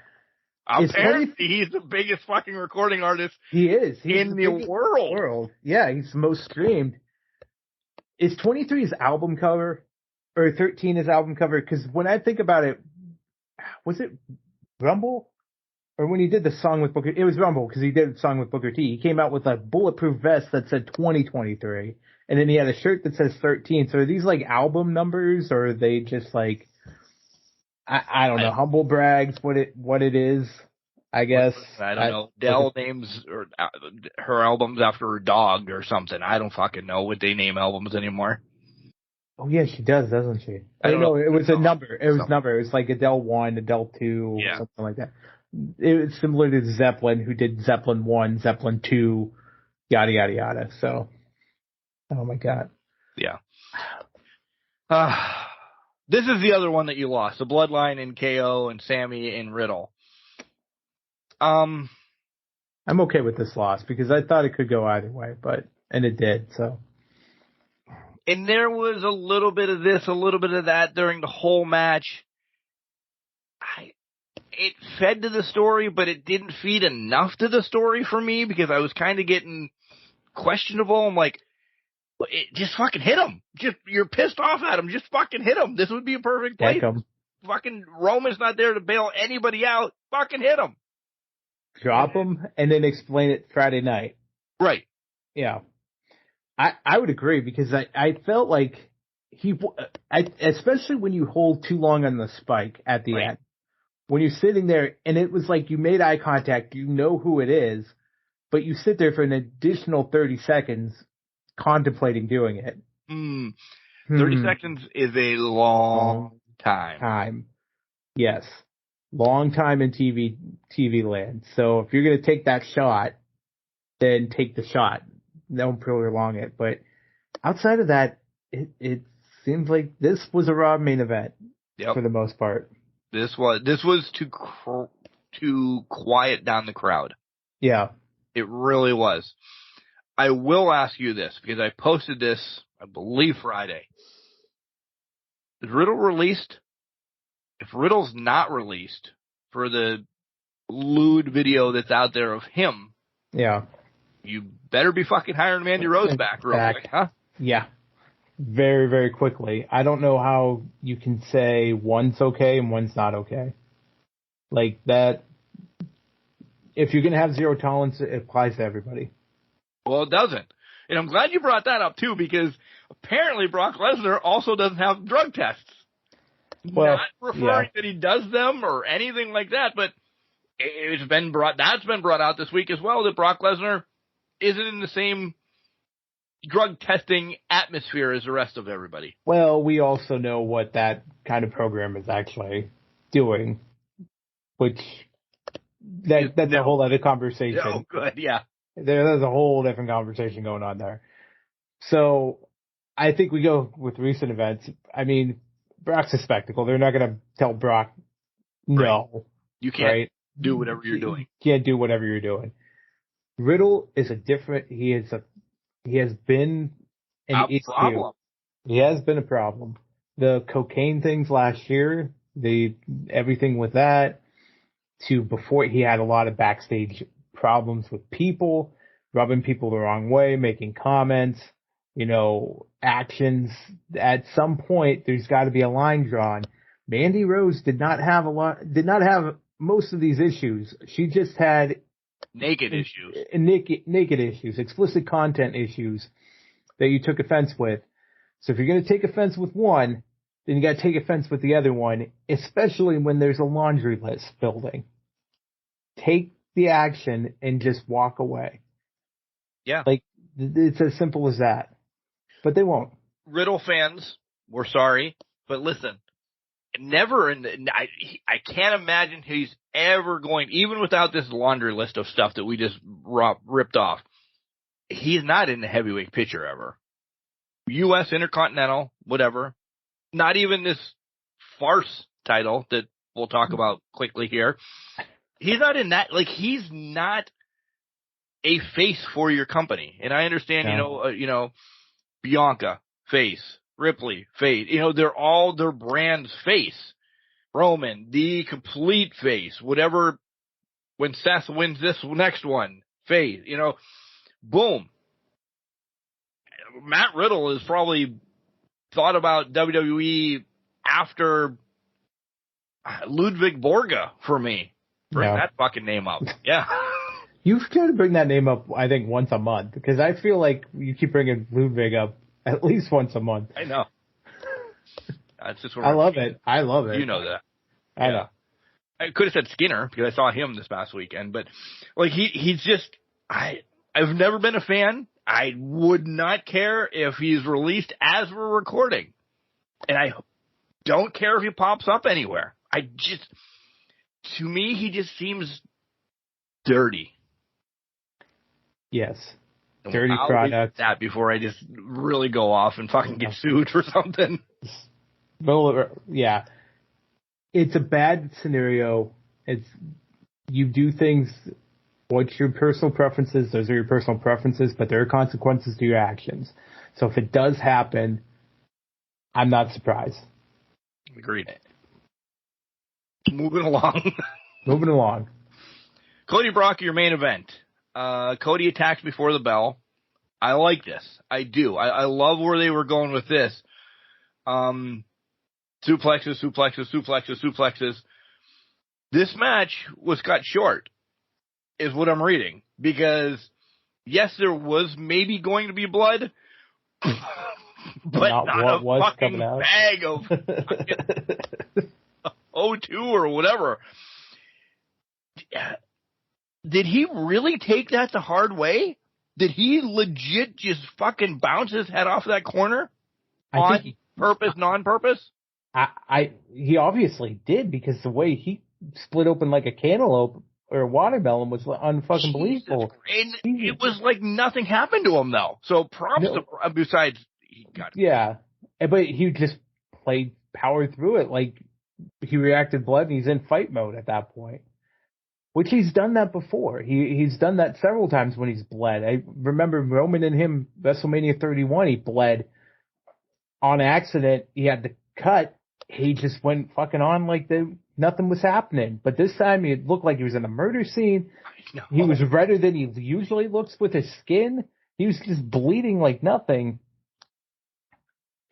It didn't look like it hit hard, but again, it's always those blunt objects that catch you in just the right way that will bust you open profusely. Yeah. We both had Cody, by the way. We thought Hooker by crook or whatever, a roll-up victory. But yeah. But by the way, Brock looks scarier with stitches in a black eye. Well, as we fast forward to Raw, we gotta fast forward. He looked real scary with that. Yeah. Because we get the, essentially Raw was, hey, we have, and I didn't know where they were doing a whole fucking tournament on Raw. I thought we were going to get the triple threat. That's what I thought. And then next week was going to be the semifinal. Right. Why would we do all three in one night? I have a bitch as well. But, so Seth wins his match. Cody's ripped out of it. Finn, so we get that callback that we essentially have been calling for. We thought, all right, it's going to be a cool build-up. Nope, we get it. We get it main event. At that point, watching it, fast-forwarding through it, at that point, I knew Finn had no chance. Not a chance in hell for me thinking maybe it's going to be Finn, maybe you're going to put it on the same night. You have Seth so hot right now. The crowd is, I just want to say a sexual word. I don't want to. Just going crazy, going nuts for him. You can't pull that off. No, you can't. Boom. Now Seth's waiting for, this is my bitch, somebody from SmackDown to come and challenge him. I thought this was a Raw title. Why do we have anybody on SmackDown? I thought the same thing. I was like, this doesn't make any fucking sense. Why would we do this? It should be all Raw guys, because think of who was left out. You know, Drew, KO, Sammy. Way out right now. Well, yeah, Drew's way out there, but that's still a big name, right? I didn't understand why SmackDown guys are involved. There should be nobody from SmackDown that's going to be on. And to be honest, of the SmackDown guys involved, do you have it? Are you going to pull it up or whatever? Well, I just watched one of the matches that played on the background. So you have AJ, Edge, Ray. Let's say any one of those three comes out. Let's say AJ comes out of there. They just drafted the OC to SmackDown. Right. AJ goes to Saudi, it's Seth's title. If Ray goes to Saudi, it's Seth's title because of everything with Judgment Day. If I'm looking at Edge going, maybe they make the switch, but he literally just got drafted back. Why would they send him right back to fucking Raw? And I can't remember who's in the other triple threat, so I don't have that up right now. But like it kind of just is like we're just doing triple threats on SmackDown to suspend belief a little bit, but we know it's Seth to win type thing. It seems like, actually, you know what it seems like? It seems like there could have been a shift in what was supposed to happen because of an overriding figure. Who's that overriding figure? Oh, if you don't know, then I don't know what to tell you. It's about 77. Right. Has a mustache, you know, and that was the same thing. I heard those rumblings as well. The draft we heard was going to be game changing. Things are going to be so crazy. And it turned out to be a normal draft. It turned out to be nothing special because there's somebody pulling strings and saying, no, that's not happening. We're going to stop you from doing that. Those are rumors. Don't know if that we can't confirm them, can't deny them, but they're rumors out there. And it feels like this tournament is another thing of that. Another extension of those rumors. So we're getting, by the way, it's Saudi again, Cody Brock 2. Did you see the kid yelling, kill him? Kill him? Oh, yeah. Kill Cody? Fuck, kid, settle down. So whatever that's going to be, okay, we can build to that for a little bit of time. If Seth doesn't walk out with this and it ends up on SmackDown, if you don't put it on Roman in a hot minute from whoever wins it, because it's over on SmackDown, listen, this title just fucking sucks, is what I'm coming down to. Now it is even less of a consolation prize. I think it hindered it because you put more SmackDown people in it, and there is a belief that it's going to go to Roman. Yeah. In minimal time. Roman could destroy the main event tonight, or when you guys listening to this Friday night. By the way, the other three, Austin Theory, Bobby Lashley, and Sheamus. You're going to tell me any of those three are going to win that title? No, but you know why I'm going to say the person that I have winning it is going to be Bob then. Exactly. That match. Yeah. Well, here, and it's on now. And again, I have not watched Jenks. Who, listen, they already know. They already know. AJ's already won in advance. So AJ, we're going to get Bob, Sheamus, and Theory now. So I'll see who that is in 20 minutes here, whoever that ends up being. I'm going to say this, and this is without watching it because we're recording it before it's done. I think Roman's interrupting this tournament. Is interrupting the main event and throwing himself into the tournament match. And it's Seth versus Roman at Saudi. How much? Let me spin this then. Yeah. Seth's going to beat Roman for this title. Mattel title, essentially, and then his titles don't do anything. Or Roman throws himself in, and now he's dripping in fucking gold with 3 titles. And then if USA is behind this to have their own title or whatever, you just fucked them off. Yeah, you just fucking said, oh, fuck you guys. It's going to Fox. It's going to Fox. Everything's on Fox now. Well, they know what they're doing. Not anymore. I think they've had to pivot a lot. But I will say this. It's a hell of a lot more intriguing tournament if you throw Roman in there going after the title. I agree. Because we're all confused why SmackDown was involved in the first place. But now we have Roman. Roman makes it at least believable SmackDown guy could win that title. And hook or by crook, Seth beats Roman, that's a big deal.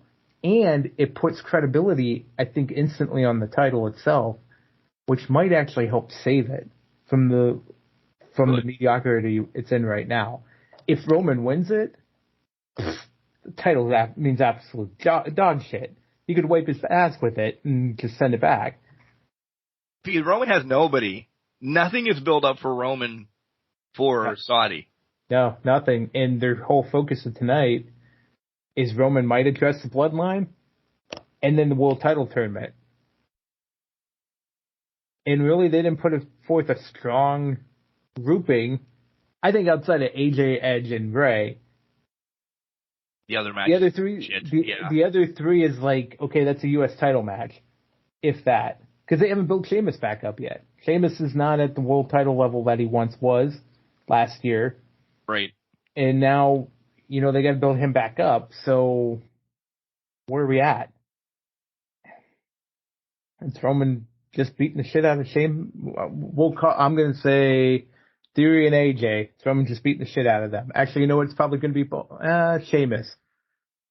Because who can Roman take down easier? Probably Sheamus and AJ out of those three. Out of those six. Well, four. AJ already won. So, yeah. Yeah. Fun times. I like your idea of Roman. I didn't actually think of Roman throwing himself in just because he's that. One more thing. Yeah. Yes, I am blatantly stealing this from Busted Open. So, sorry, Dave, Bully, and Tommy. But I'm fucking stealing it because I want to hear your thoughts. Roman can't be the undisputed champion then. Once this title, okay, say Roman doesn't get thrown in the mix and it ends up being Seth against AJ, Seth wins this. Seth is a world champion now. Remember in boxing when everything, the WNBA, the MLB, the NFL, all had their fucking boxing champions. Mike Tyson had to put those all together to become the undisputed champion. You now have a world champion over on Raw, but you have the undisputed Universal Heavyweight Champion, WWE Champion, whatever Roman Reigns has, on SmackDown.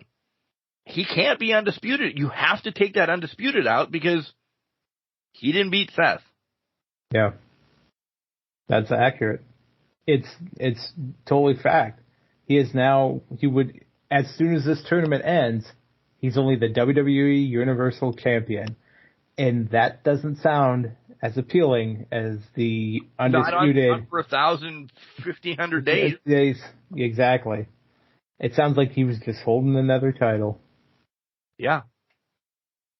So, with your thoughts in that, and Roman not having anybody against Saudi, because I'm not taking this whole, what's the MMA fighter that's calling out Roman every once in a while? Connor. Yeah. Is it Connor? Yeah, Connor. Yeah.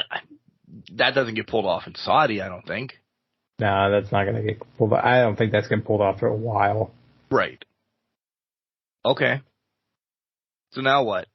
Yeah. Because do we have the Usos? Are we going to get Jay against Roman at Saudi? Oof. Are we going to get the Usos versus Solo and Roman? Maybe. But that would require a turn, I would think. Wouldn't it? And then again, just to go back to this, there's another champ. So the undisputed is gone. Well, I think at some point they have to convert the WWE Universal title into just the WWE Championship. Because let's say this, Roman gets beat, but he's only beat for one title. Now you have 3 world champions and 2 brands? Math ain't mathin'. This is Steiner math territory now. How are you making this work? Or are we getting rid of? This is where my thought came. Are we really getting rid of 2 titles and there will only be 1 world champion? As Roman does qualify all of them.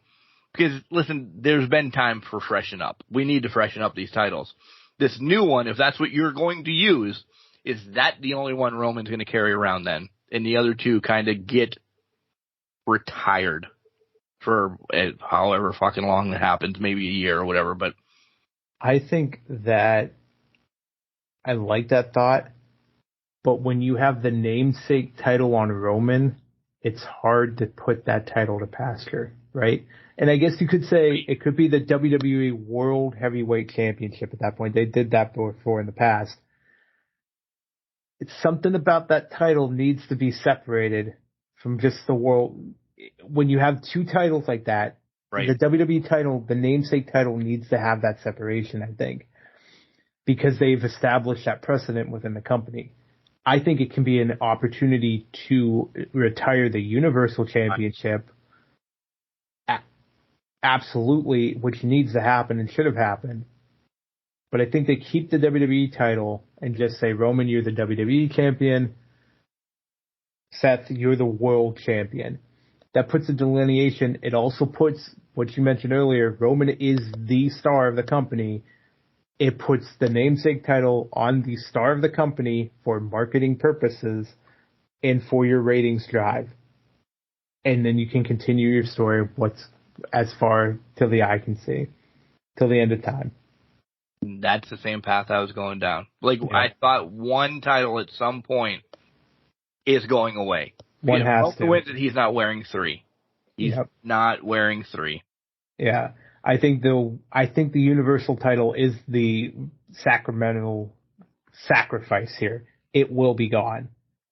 Maybe it's gone as soon as tonight, but I feel like he's going to address a lot of things from Saudi, or not from Saudi, but from Puerto Rico, plus attack and get into the tournament somehow. I just have that feeling Roman's going to bombard this tournament. No, by the way, Tennessee is now taking the lead. It's 5-4. It's actually a fucking great game.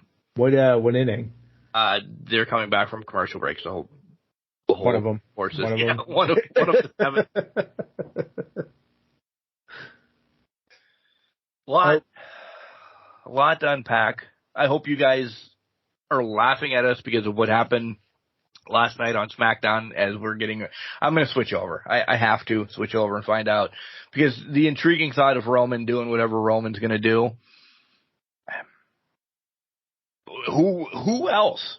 Listen, the Sheik wants Roman against the Ultimate Warrior. That's not going to happen. But you have to give him something. Yeah, you can't get the ghost of Randy Savage versus Roman Reigns. It's just not an option here. So, what's your next best thing? Roman, just trot Roman out, put him in a world title match. Here's your new champion. Here's your new champion for the 15th time. At this point, get the biggest Royal Rumble guy ever to defend that title? Was it Braun? Braun won that.